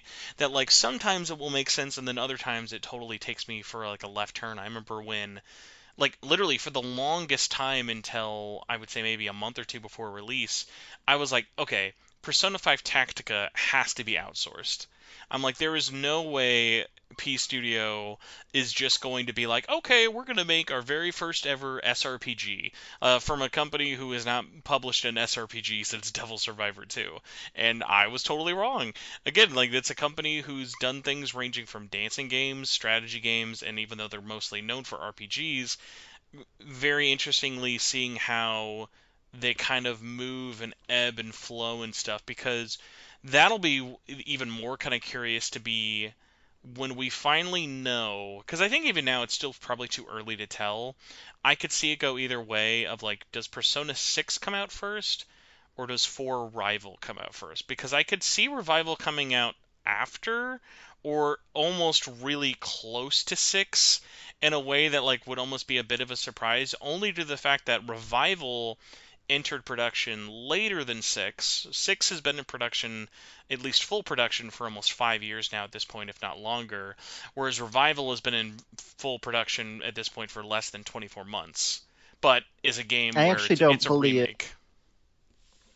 I actually don't believe that Persona 6 is in full production right now. Oh, I mean, listen. So If you want everyone on the internet to be even more mad, that would be so funny. I would love to hear why. I was like, man, if that was not the case, oof, a lot of angry shareholders. I think I there mean, is a lot of people who are like, we better get this game out in the next like 24 to 36 months. it's unrealistic to expect P Studio with its current size to work on 2 games.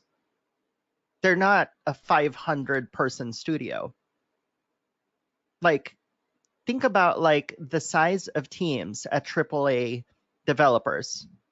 They can, with armies of hundreds of people, they're only able to make 1 game. What makes you think Atlas with less people can make 2? And not only that, a highly anticipated sequel to a game that is highly regarded as one of the best Persona games ever made. You can't do that. You can't. What you do is the sensible thing of like retrain everybody, make everybody familiar with, with both. They started really with Reload because Hashino left after Persona 5, then go back to, or rather, sorry, to Royal, Persona 5 Royal, and then go back to Reload, and then go back to Revival. I believe that there is a part of Atlas that wants to do a remake of one and both part twos, but I think that'll come after 6. So essentially, like, I'm seeing 4 Revival come out, then they'll enter 6, and then we'll do the remakes of the other 3. Because these guys need to be trained on how to take the franchise for themselves. And if you literally just jumped right into that after 5, you would be able to tell that these people weren't the same people who worked on, Persona 5, because because they didn't.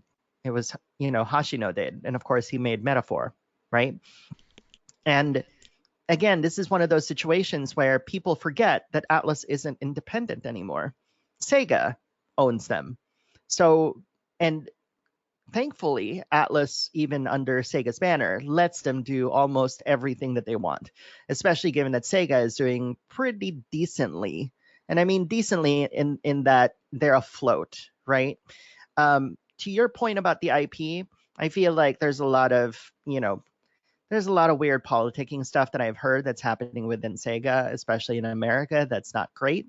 But, as far as like Persona 6 goes, whoever said that it's being in the like full development, that is wishful thinking. I am sorry. That is totally wishful thinking. So I would not even necessarily disagreeing. The only point of context I would put out there for it as a good thing to consider is, while P Studio in the grand scale of developers out there, I would still definitely say is in the mid to larger size range for development teams. P Studio has multiple internal teams, and the team who would be specifically in charge of P6 would not necessarily be the 3 Reload team, but would actually be the team who directly finished and were in charge of Golden and more specifically Royal. Because all the team who worked on the That's all original that's base game, left. well, like I said, it's multiple teams put up between P Studio, which is where it kind of gets messy in terms of they've never been a one. I mean, yeah, I would say since P Studio's formation in I think like 2014 or whenever it was, when P Studio was made, they've never been a one game studio. They've always been kind of dipping their hands in multiple projects at once, which makes it hard to really track with it. So, like, the director of Reload was not the director of Royal, and the director of Royal isn't even necessarily going to be involved, or sorry, with Reload wasn't even the same team who ended up working on something like the expansion pass for episode Aegis, because that team had already started working on Persona 4 at that point. So it gets messy.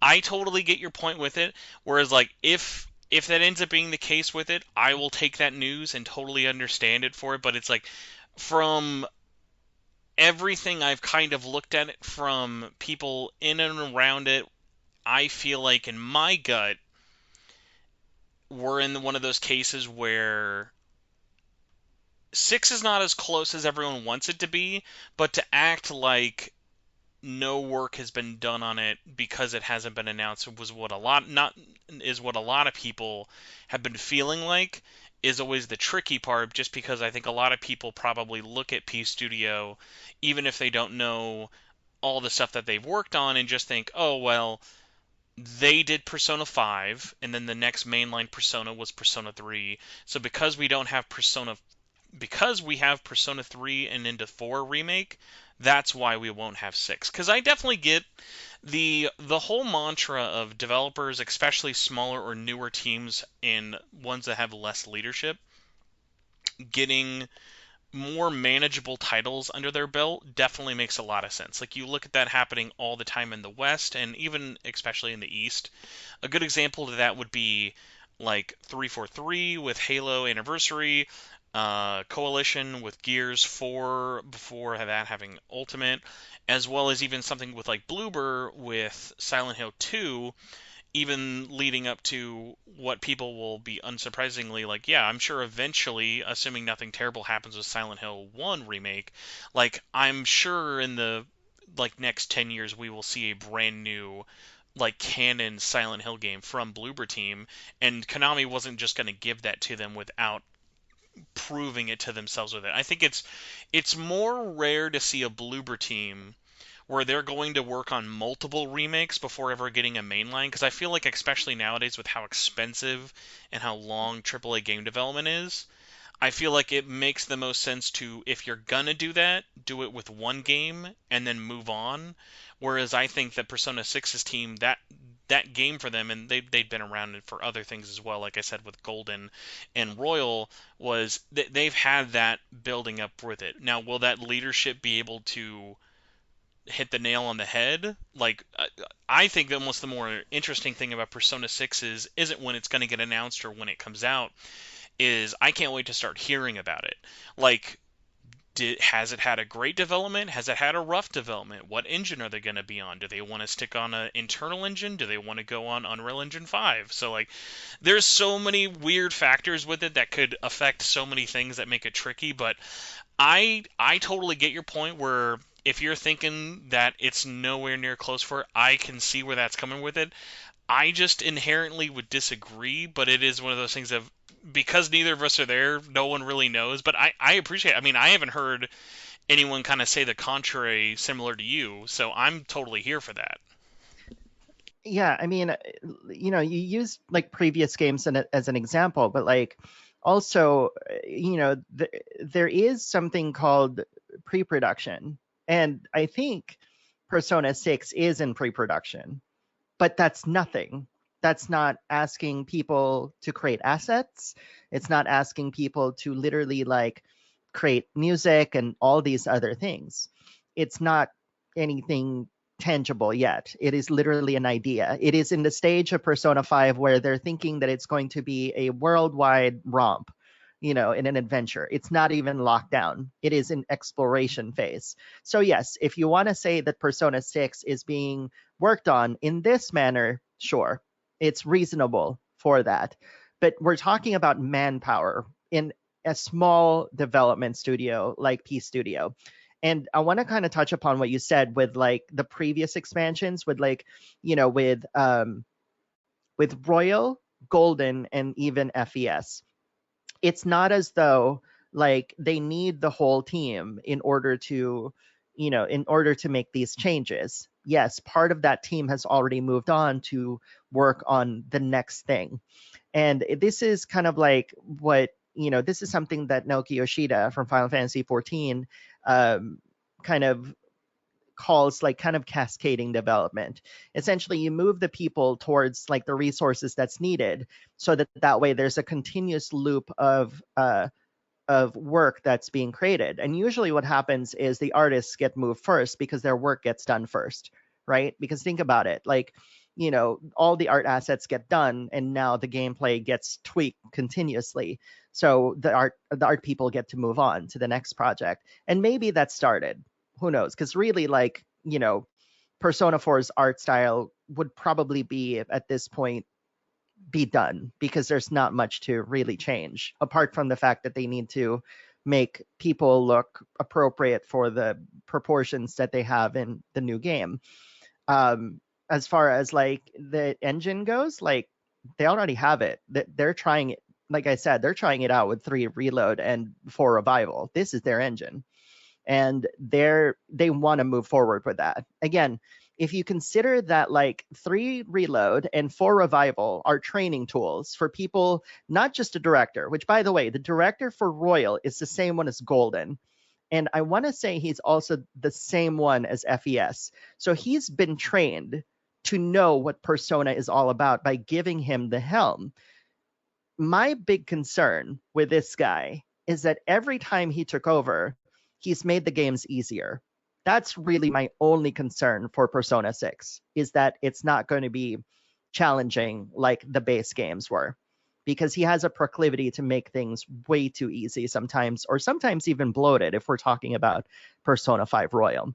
But, so likelihood, I would say, because like we were talking earlier about full production. Full production implies like they already have the engine, they have the levels, they're building actively on it. But as it stands, they're still trying to finish for Revival. That's not possible. However, pre production and art creation, definitely possible. Definitely possible that they're doing that. As far as how quick it's going to be, I think we're seeing that. We like, how long did Reload 3 Reload get announced and then released? A year, right? So I think that's the goal for this, because I do have this feeling that while Hashino took his time with 5 and Atlas allowed them to do that, I think they want Persona to come out sooner than that cycle, sooner than 5 years, maybe like every 2 or 3 if they can do that. And I think Persona 6 is going to be one of the first games to do that. And then maybe, and again, a lot of speculation on my part, but I've observed Atlas for a very long time when it comes to this.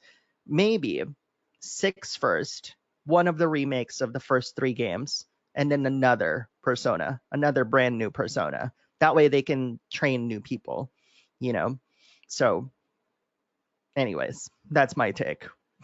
No, I'm here for it. I had two questions. I had two questions for you as I checked my phone apparently in my computer. I had two Yes, questions for you about this, and then I can kind of roll us into general questions before we get out of here. So, sure. to finish this topic, I wanted to ask, when, in your opinion, when does Persona 4 Revival release?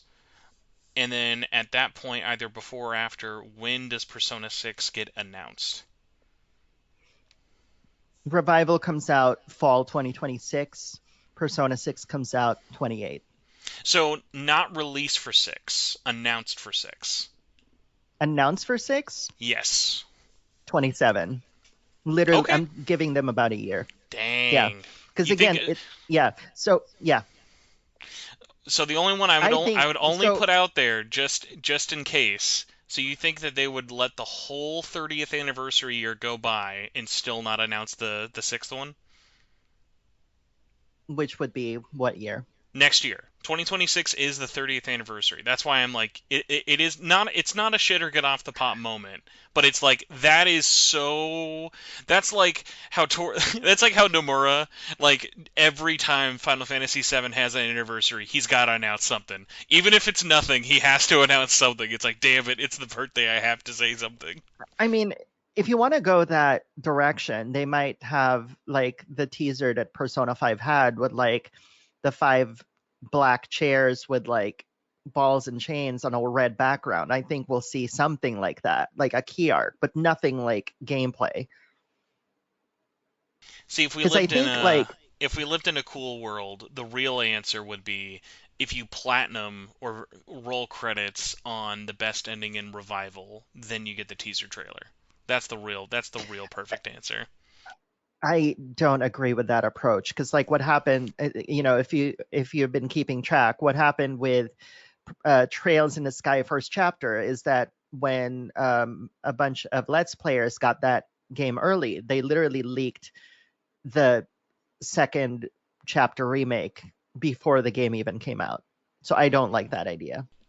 Which, by the way, the fact that TGS happened and no one at Falcom still made.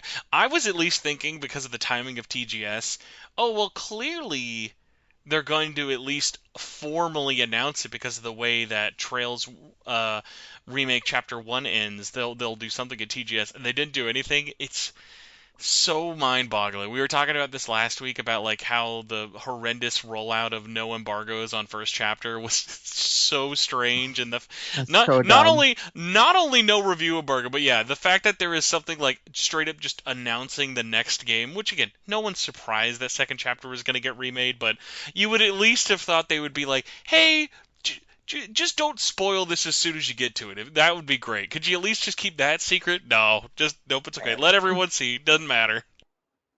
Gung Ho is going through a lot of growing pains right now as a publisher. I mean, if you look at like the rollout of Lunar at the beginning of the year, they had a lot of growing pains with that as well. I felt like Lunar would have had a bigger splash if a lot of content creators were given access to it, but literally like a lot of content creators out there didn't get access to it until way after, thinking that all content creators are somehow streamers. And I'm like, you literally killed the hype for your game.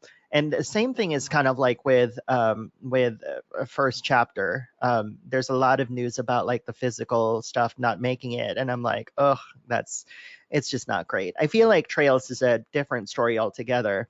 Bottom line, I do feel like I do want to make it clear that like maybe the pre-production for Persona 6 was being done around Persona 3 Reload being developed, because pre-production, like I said, pieces of paper, basically, like you're playing toy with paper airplanes or some shit like that, right? That doesn't cost anything. So the fact that, so to me there's a possibility we'll see a teaser in 2026, and then as soon as 2027 hits, we'll see an actual trailer and an announcement that it's coming the following year.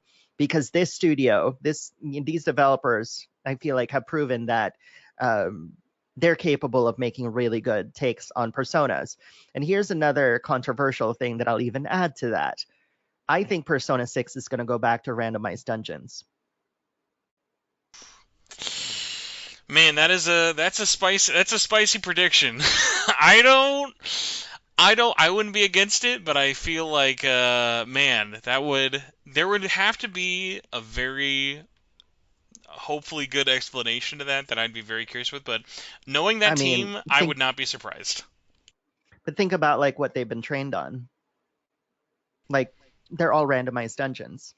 It's Tartarus 2.0, Return to Tartarus, except you're going I think sideways this well, time.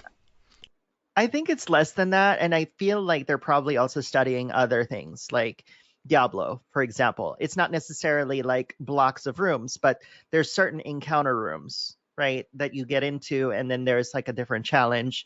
Like there's a lot of inspiration that they can take from other games that also have procedural dungeon generation. So whether they're actually doing that, that's speculation on my part, but logically, if you're being trained on how to make burgers a specific way, then that's what the next burger is kind of going to look like, but spiced up a little bit. If you get my drift, Oh if yeah, you and you know, yeah, oh, I mean, I was even gonna say, I mean, obviously, it is the hip thing is to obviously hate the randomized dungeons, but something that Persona 3 Reload definitely reminded me that I missed was like I missed shuffle time. I liked having those like randomized elements that made those runs feel different rather than just going through those like hand things. So like just because they go back to that yeah, doesn't necessarily mean it would be a regression at all. It would just be yeah. giving them a different opportunity to do something that is different than very linear, very narrow, like designed like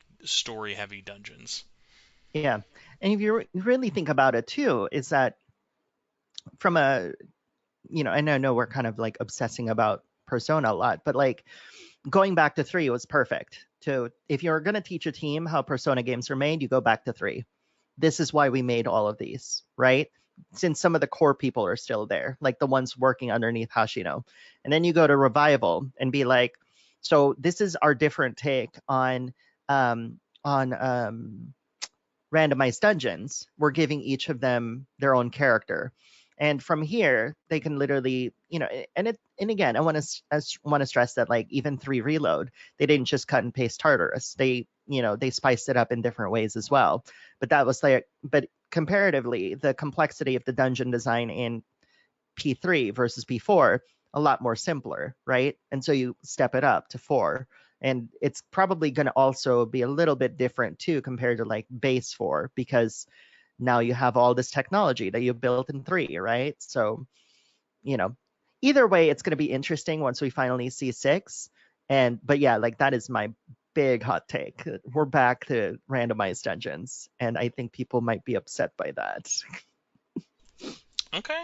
Well, I mean, hey, I'm not totally against it. I'd be curious. Let me know, everybody listening as well. Randomized dungeons, pitchforks, or whatever the opposite of pitchforks and torches would be. Please let me know. But Lexi, if you still have some time, I've got like 4 or 5 questions here for you before we get out of here.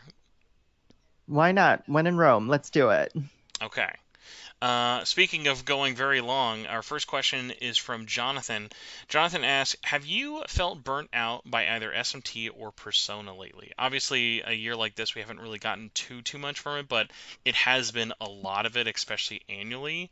Have you felt any level of burnout for either of these series yourself?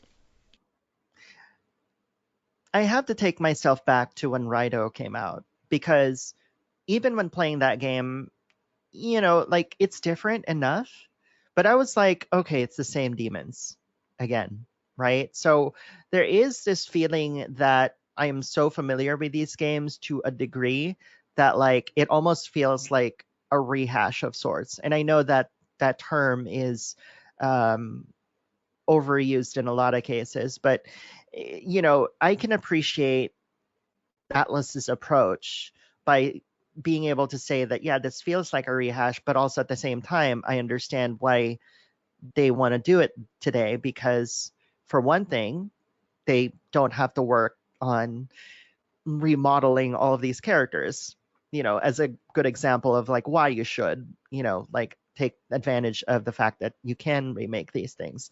Um, but also, what I think about too is what you get by focusing on the demon summoning based Atlas games and what you're losing out on by putting a lot of focus into remaking those. And again, I don't want to make it sound like I am ungrateful for Rido.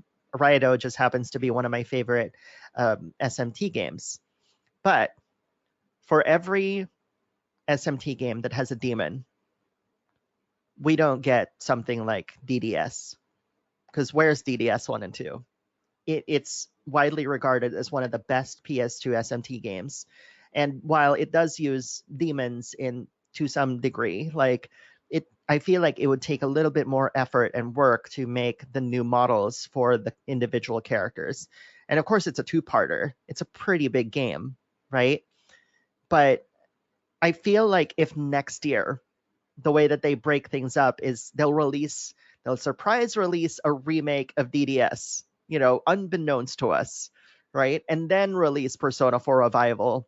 I'd be okay with that. Because that way, or heaven forbid, Metaphor Refantasio reimagined or whatever.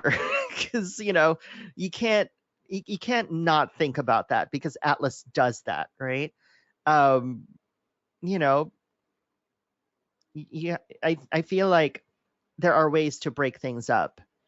It's, and but to directly answer that question, I am a little bit getting burnt out by it because, you know, if I see Ukabak for one more year, I might not want to play that game, even if it's something I love, like Persona 4 Revival. Like, give us a break, Atlas, please.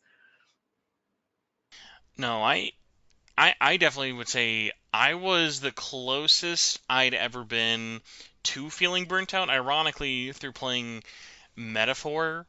That Interesting. it wasn't due to any fact of Metaphor. It was because last year was like the year of banger long RPGs. Like starting with Yeah. Yakuza 8, then Final Fantasy, then Persona, then Metaphor, along with everything else. Like even if I only played those 4 games that year, I would already been busy, but then also there's SMT 5 Vengeance and so many other games that I remember. Ironically, I thought, okay, well, when I beat Metaphor, I'm probably just going to put it down and take an RPG break for a while. And then unfortunately, I tricked myself into doing the platinum, so that like delayed that another week. But I enjoyed the process of getting the platinum enough that I was like, okay, well, I'm glad I did that. I'm not necessarily in the mood for one of these for a while, so let's hold off and kind of see how long it takes for me to either just pick one up due to something coming out that I'm interested in or anything like that. And ironically, outside of checking out a game for a demo here or there, I hadn't really played a traditional turn based RPG from Metaphor all the way up until Digimon. And so now by the time that Digimon finally has come out, it's been like, oh my god, like am loving this. I'm enjoying like playing this like turn-based system.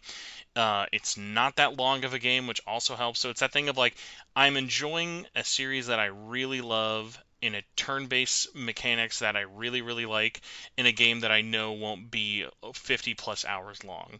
So I think that's been a really nice like first step to jump back into versus like, okay, my next game is another like 80-hour long RPG.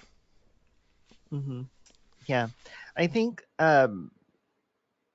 this year being a break year for Atlas is going to be beneficial for them.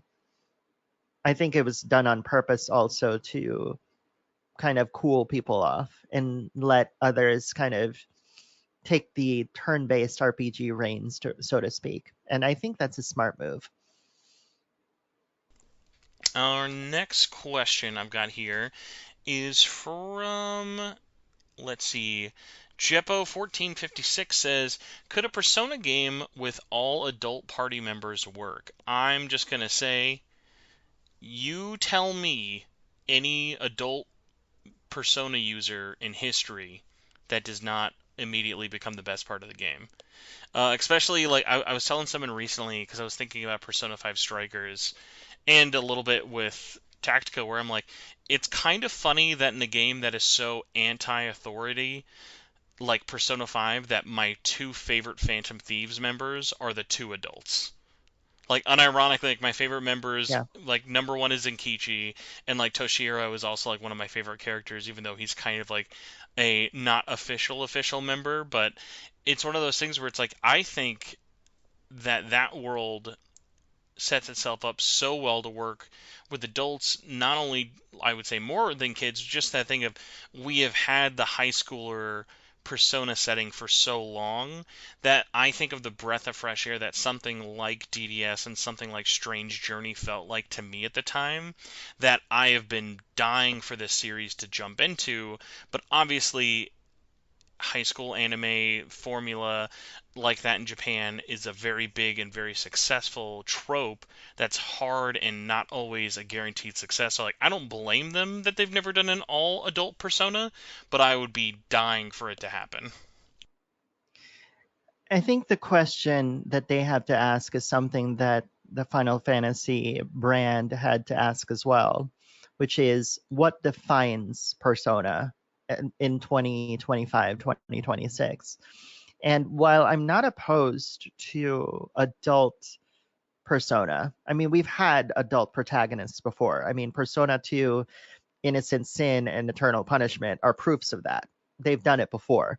It's not just students. But I feel like the Persona series is tied to the high school thing so much that it would erode what that series is. Like, for example, talked about when I was asking for when I was asking people about Tokyo Xanadu, when I was unfamiliar with it, you know what the first thing that people said about it was? It's like Hmm. Persona. And it's not. It's not, right? From a turn-based standpoint, it's not Persona. So what do you think that is? It's the high school setting. So the fact that people are equating Persona to the high school setting, that's that's its definition now. And if they deviate beyond that, it'll be like a Final Fantasy 15, Final Fantasy 16 situation where this is not Persona. It's not in high school. Why is it not in high school? Why are these adults? Not to say that like people are going to rebel against it, especially if it's a good game. If it's a really good game, people are going to turn around and say, okay, that's not bad. But it's like the high school setting, and of course, the social links and the time is so ubiquitous to the Persona brand that I don't see them deviating from that at all. Yeah, I totally get it because it is a thing like it is a blessing and a curse to kind of be known as like the high school social sim RPG that I can't really blame Yes. it at all. So that Hmm. is a tricky part because my worry would be we would get it, but it wouldn't be called Persona, and because of that, it would do worse. I think that's also why Atlas was experimenting with different brands. Like Soul Hackers 2 had adults, right?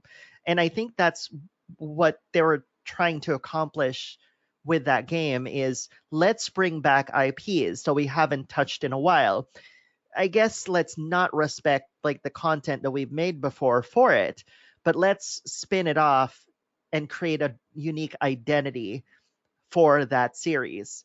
Because because that's really all these labels are, right? Like that's also why they removed Devil Summoner from Rido, because that's Rido. It's his game, right? Sure, it has demons, but it's Rido. He's the main character for both of the PS2 ones. I know that Devil Summoners existed before. Soul Hackers, of course, it has the sci-fi mixed with demon stuff, right? So there are ways that Atlas is trying to create a Persona like game without touching what made Persona popular. Because really, like you brought up a very interesting point, which is what other super popular RPG combines the time element and high school successfully as Persona? Nothing. Nothing. That is something that they have locked down with this series. And for them to just kind of let it go because they want to have adults, I don't think so. I'll tell you what, Atlas. I'll meet you in the middle. College, acceptable. You can just lie to us and just tell. We can all pretend that we think college is like high school and then trick all those people into buying it, even though we all know college is nothing like high school. It's a good Yeah, compromise. sure it is. Next question is by Hey1426, and this one is: what is a game this year that you have put a bizarre amount of hours into? And I was thinking I was gonna have some weird choices. Unfortunately, mine did not surprise me at all. But considering you have probably played, no, I wouldn't say probably. You've definitely played more games than I have this year. Does anything stand out that you've put an ungodly amount of hours into? I mean, Final Fantasy Tactics, Ivalice Chronicles. I mean, that was literally the first thing that came into my head because it's long. Even with fast forwarding, it's pretty long. And even then, because of the quality of life features, it made me actually want to play the game more. So yes, the battles 20-minute battles lasted for about 7 when I'm grinding, but it didn't stop me from wanting to like really min max a lot of my characters in that game. Maybe second to that would be like Claire Obscure Expedition 33. Like I spent a lot of time playing that game before release and loved it, of course. But really, those two games are really high up there. Like I feel like, oh gosh, like I can't even tell you like how long it's embarrassing. It's above like 90 to 100 hours for like FFT. Like I spent an ungodly amount of hours in that one. And then like for Claire Obscure, I can't remember, but I remember like kind of taking my time and also kind of feeling out like the different tough, like notorious enemies in the game and trying them out and really learning the system. Those two pretty much are like the highest of, the amount of time that I've spent. And of course, I paid the price because, of course, reviews came right after that. And I'm like, okay, well, you know, to kind of go back to an earlier conversation, Atelier Wrestleriana was unfortunately the product of all that time spent in Final Fantasy Tactics Ivalice Chronicles because I spent a lot of time on that one and not enough time on Atelier Wrestleriana, even though I almost finished that game. I mean, listen, if you needed a good excuse, Tactics is one hell of an excuse. It is, and especially this remake, it is such a love letter to fans, and it made me, who is typically very skeptical about tactical RPGs, a huge fan. And the voice acting, my goodness, like does it make such a huge difference. Did you mess at all with the Tactics Ogre Reborn like I think like 3 years ago? Did you ever play that at all? I did. I feel like if they spent as much time as they did with this one, because like this one feels like a direct reaction to that remake, because I remember the conversation surrounding that remake where people didn't like how they treated the pixel art.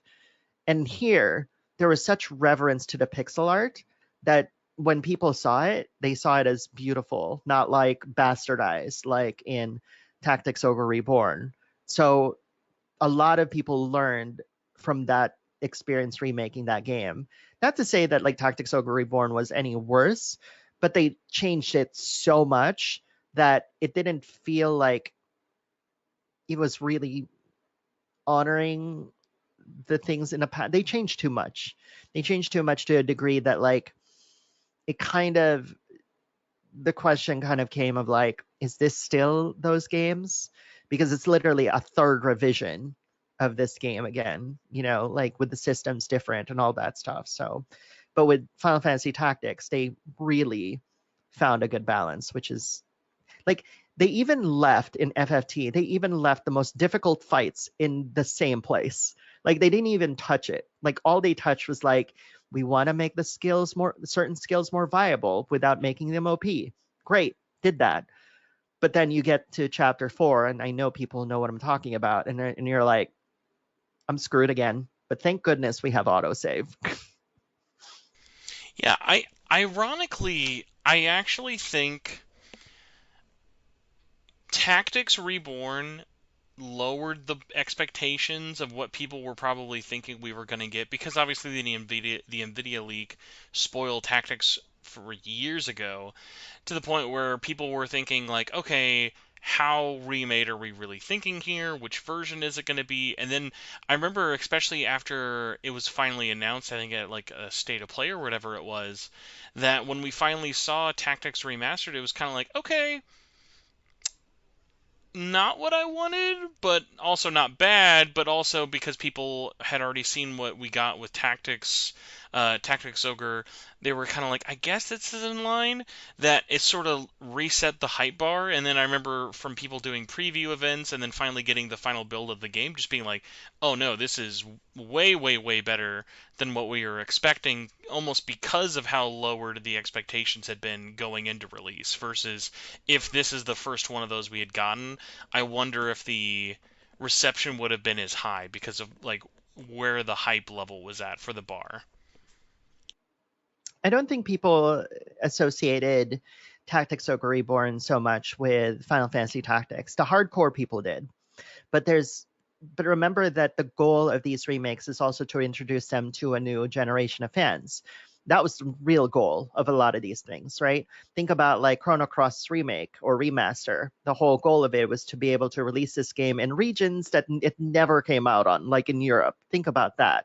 So this is just kind of an extension of Square Enix's desire for everybody, including new fans, to be able to play this game.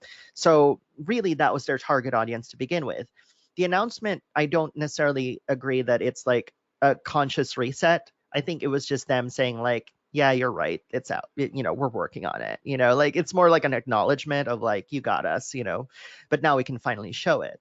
And even then, as you pointed out, it was underwhelming, right? Like it was like, oh, well, we knew that was going to come. It's, the Nvidia leak confirmed that. And then the preview events, as you noted too, like, and the rest is history. It's a great game. New fans are loving it. It's being memed all over the place. And it seems like we're probably going to get a sequel at this rate. I mean, that whole team, uh, they have just been crushing it from the large and small scale projects that they've done. So like, oh, by the way, in It's terms of crazy. we were talking about it before of like whatever titles Square decides to do internally versus externally. I think at the end of the day, having Creative Business Division 3 like work on Tactics was the right choice. I think having that done internally with that team really helped make that game what it is today. You want to talk about a large team? Like CBU3 is ungodly huge. Think about what they did over the past 2, 3 years. Final Fantasy 14, Dawn Trail, Final Fantasy 16, two expansions for Final Fantasy 16, Fantasian, and then Final Fantasy Tactics: The Ivalice Chronicles. That's insane.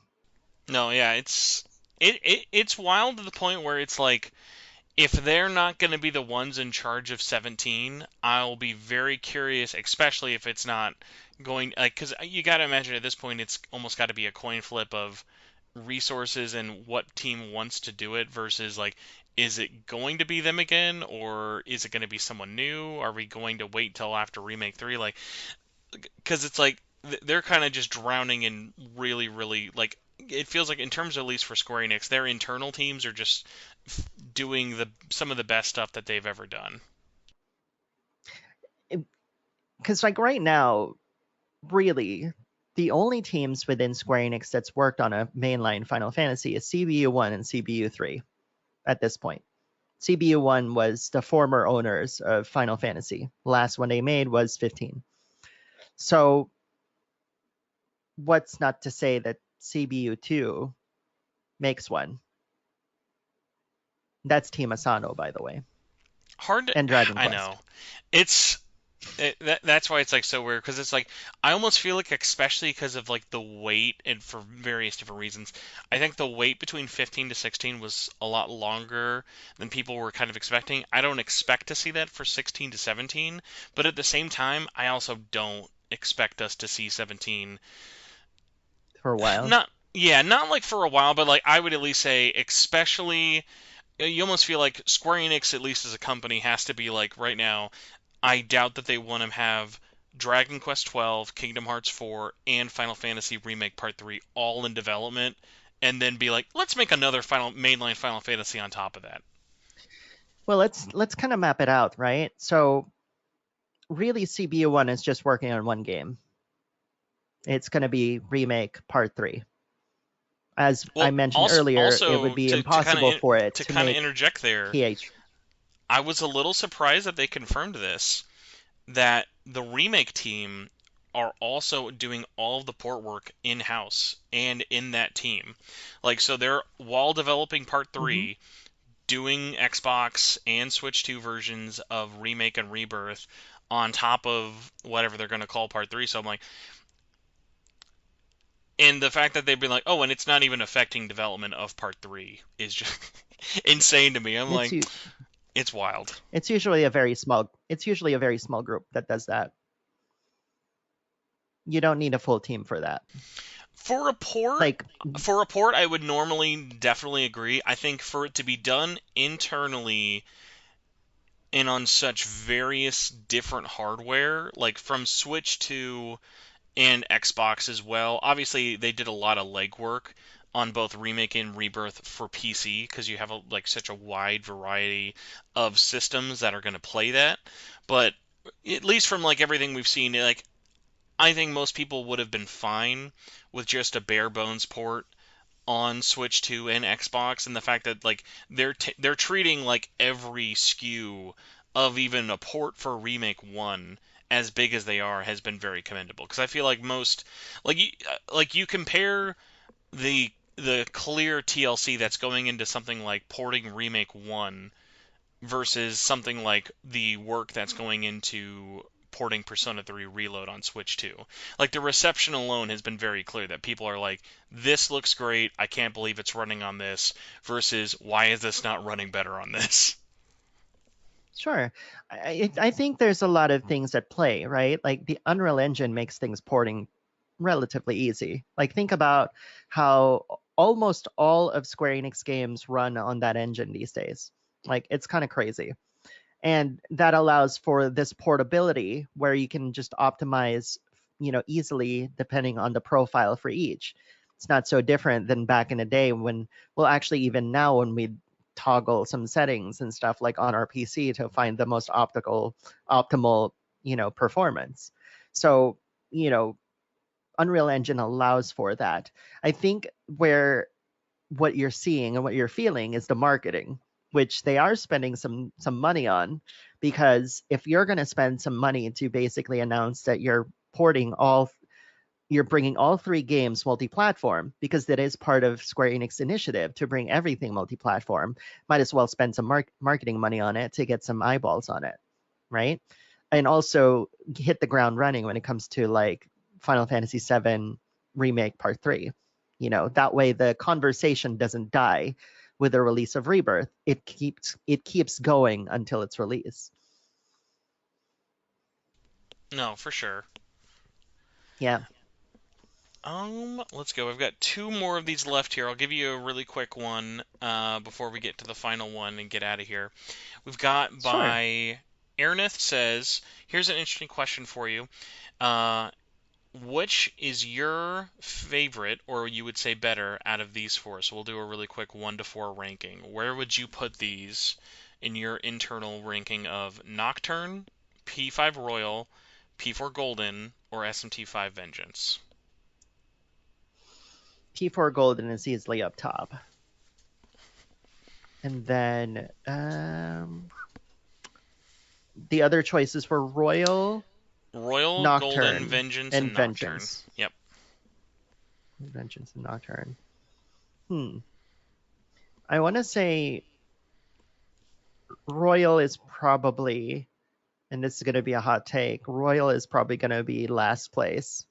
Oh, And then Vengeance at 3, Nocturne at 2. interesting. I'm not too far off from you. I would say I'm going to go bottom to top. Bottom, I'm going to put Nocturne, only because I think in terms of these four, which do I want to go back and play? Nocturne is definitely on the lowest. I'm also going to put some negative points in it Sure. because of Nocturne HD. That's not helping you on this one, buddy. I'm going to go Nocturne at 4, Royal at 3, Vengeance at 2, but it's really close to 4. I was someone who loved Vanilla 5, so Vengeance basically was just like icing on more ice cream and stuff with it. But yeah, P4G, I would say it'd still be at top. Yeah. The reason why I have Royal as the last one is because while I appreciate some of the changes, especially like, the new characters and stuff, it made the last part of the game with the bosses very trivial. I feel like those undermined the challenge of Yaldabaoth, and to the point where it's just like, all right, well, I'm just here to literally press buttons, I guess, for this big thing that I'm supposed to fight. Great. Like the tension was like not there. It's like, it was like a big shrug moment. Like, don't get me wrong, love the boss before that big guy. Very it's very within the subject matter. But I feel like ultimately I felt like there was some overindulgence there, especially when I compare Royal to something like Golden, where yes, it's also an expansion, but it's just the right amount of expansion.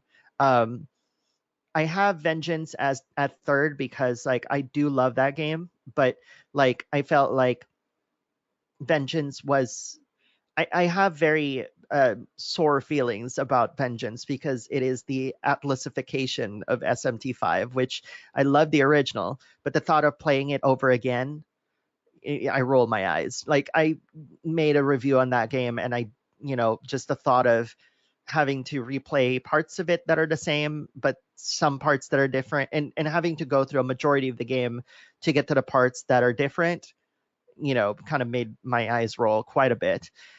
Nocturne, I put it this high particularly because I, this is very special for me because this is Katsura Hashino's one of his first directorial games and stuff.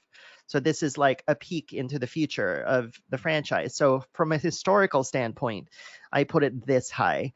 And also the original to me is, the I felt like in a lot of ways this was like the last true SMT game. I know that sounds like, hot take, but that's how I feel about it. And of course P4G, which is like the opposite spectrum of like in terms of storytelling balance.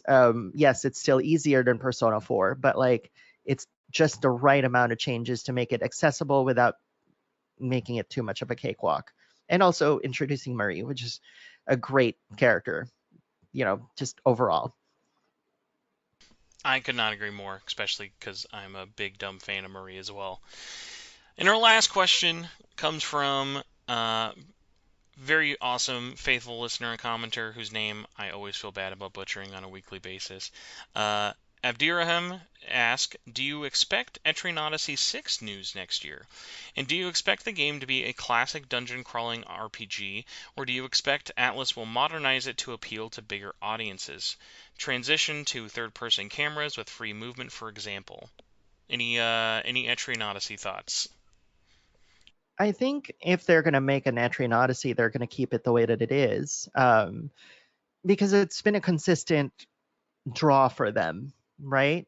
And 2026 is not a bad year for a new Etrian Odyssey, to be quite honest, because it's been a while since we've seen an entry, let alone the remaster slash remake. So I'd like to see them work with Lankars again for it. I think I'd like to think that the reason why it's taking us a while to get another Etrian Odyssey game is that they're allowing the developer to try to figure out how to slightly alter or even maybe innovate the dungeon crawling genre in surprising ways, because they can do that now. They have the money. So I would like to see it still be the same dungeon crawler that it's always been, because I do feel that a lot of genres in RPGs, there's they're ripe for opportunity. And if there's one thing that Japanese developers are good at doing is being comfortable. So I'd like them to really kind of try to push the boundaries of this, but while still keeping it first person, because you can still do it. I believe in them. Man, you were so much more positive than I'm going to be. I'm going to sound like such a negative Nancy right now. So, I love Etrian Odyssey, but that series is the equivalent of Sideshow Bob stepping on rakes Oh constantly. dear. I think that they are an amazing team who constantly get pulled to help finish or lead other projects like Soul Hackers, SMT5. We've seen now with the Switch 2 version of Persona 3 Reload that team gets dragged all over the place, and they are really good at what they do, but you look at every time that they have been leading projects on their own, the quality of the game is great. It is just always either released in the worst possible way in terms of systems or dating and pricing. Like you look at what happened with Nexus, that was a game that released about 3 years later than it should have, and was one of those, much like Persona Q2, where okay, we get it. 3DS games are really, really cheap to develop, but no one's buying new 3DS games in 2019 or 2020. So Yeah, shooting yourself in the foot there, and then you look at like their last major effort, which was when they did an HD remaster internally for Etrian Odyssey 1, 2, and 3. Okay, cool. right. You can release those on modern platforms, and that's a way to either rejuvenize the series or remind people about it. What do? They release it digitally only on Switch and Steam, and they charge $90 for three original DS dungeon crawlers.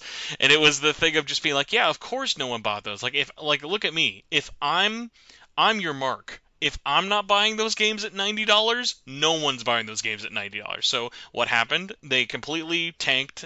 They've been on sale and deep discount tons of times, but they never ported them to any other systems because it just sold that badly.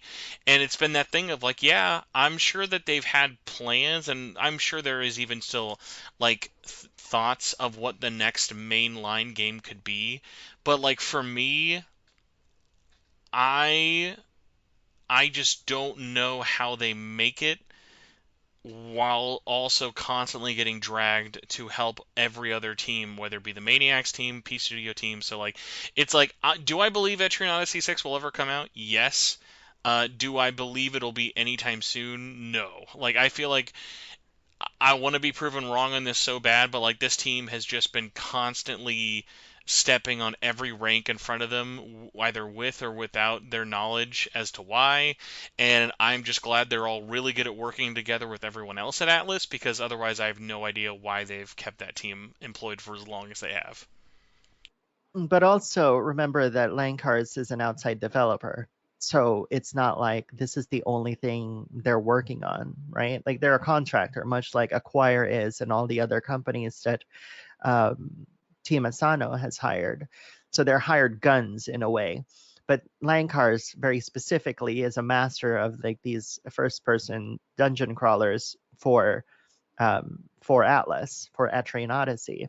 So I do think that, to your point, I think to kind of build upon your point, Atlas and Sega in general need to learn that it's okay to price things a lot lower.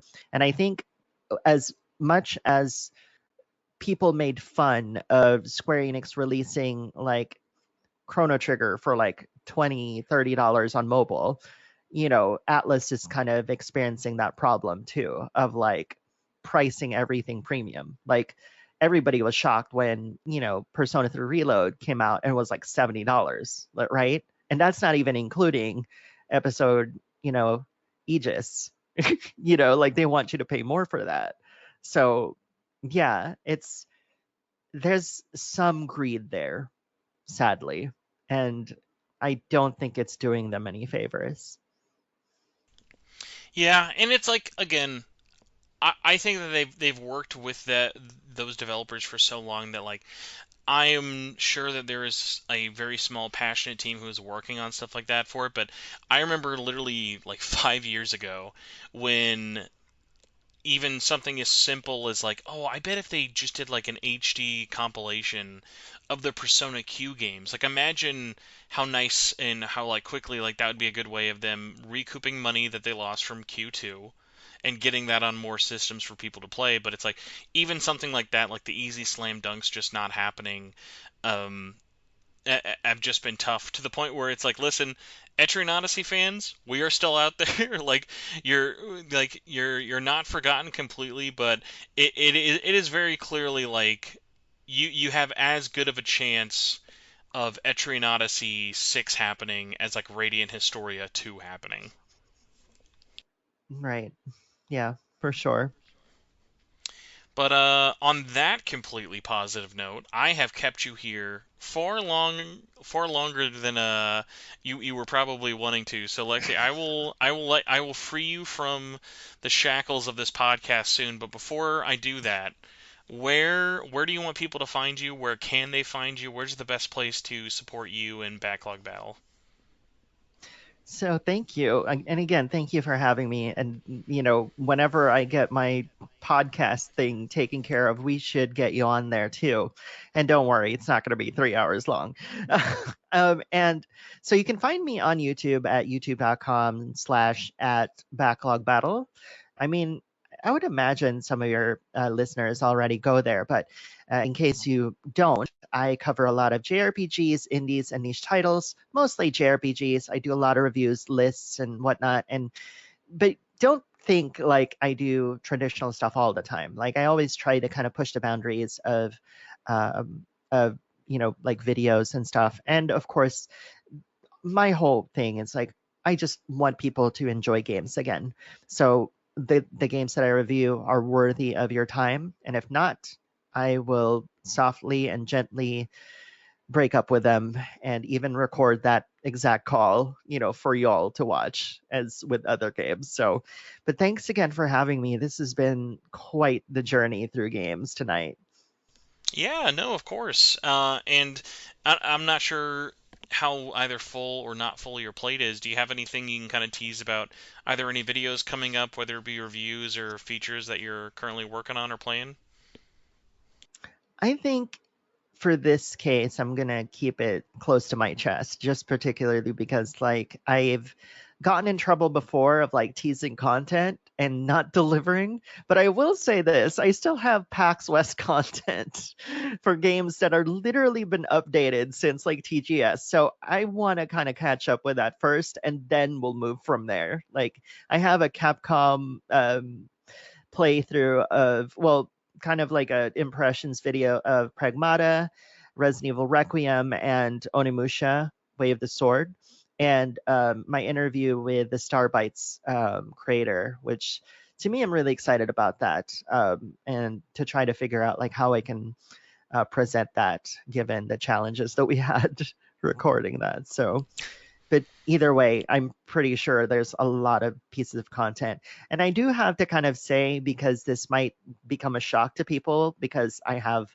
all sorts of content, I do have content there with my old voice, like literally, like, before my transition. So every time, like, that gets suggested and an auto plays in the background, I always like kind of freak out because I'm like, oh my God, who is that? Oh, that was me like a few months ago. So just forewarning, I suppose. No, I always find that funny because it's like I'm always surprised like with all the options YouTube has available. It's always kind of funny like you can't just be like, all right, I want you to recommend these videos if you're watching mine and not these videos if possible. Just be like, listen, we don't Yeah, need to delete them or anything, but like we don't need to recommend someone a video I posted 10 years ago. We can just do all the newest ones. That'd be great, please. that would be great. Yeah, within the past 6 months, please. Well, I just want to thank everybody again for listening to a very long and hopefully insightful episode.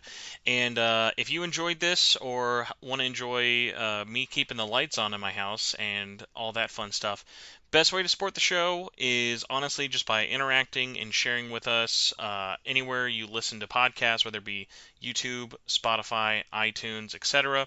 We've got all of our socials like Facebook groups, Discord, Bluesky, Twitter.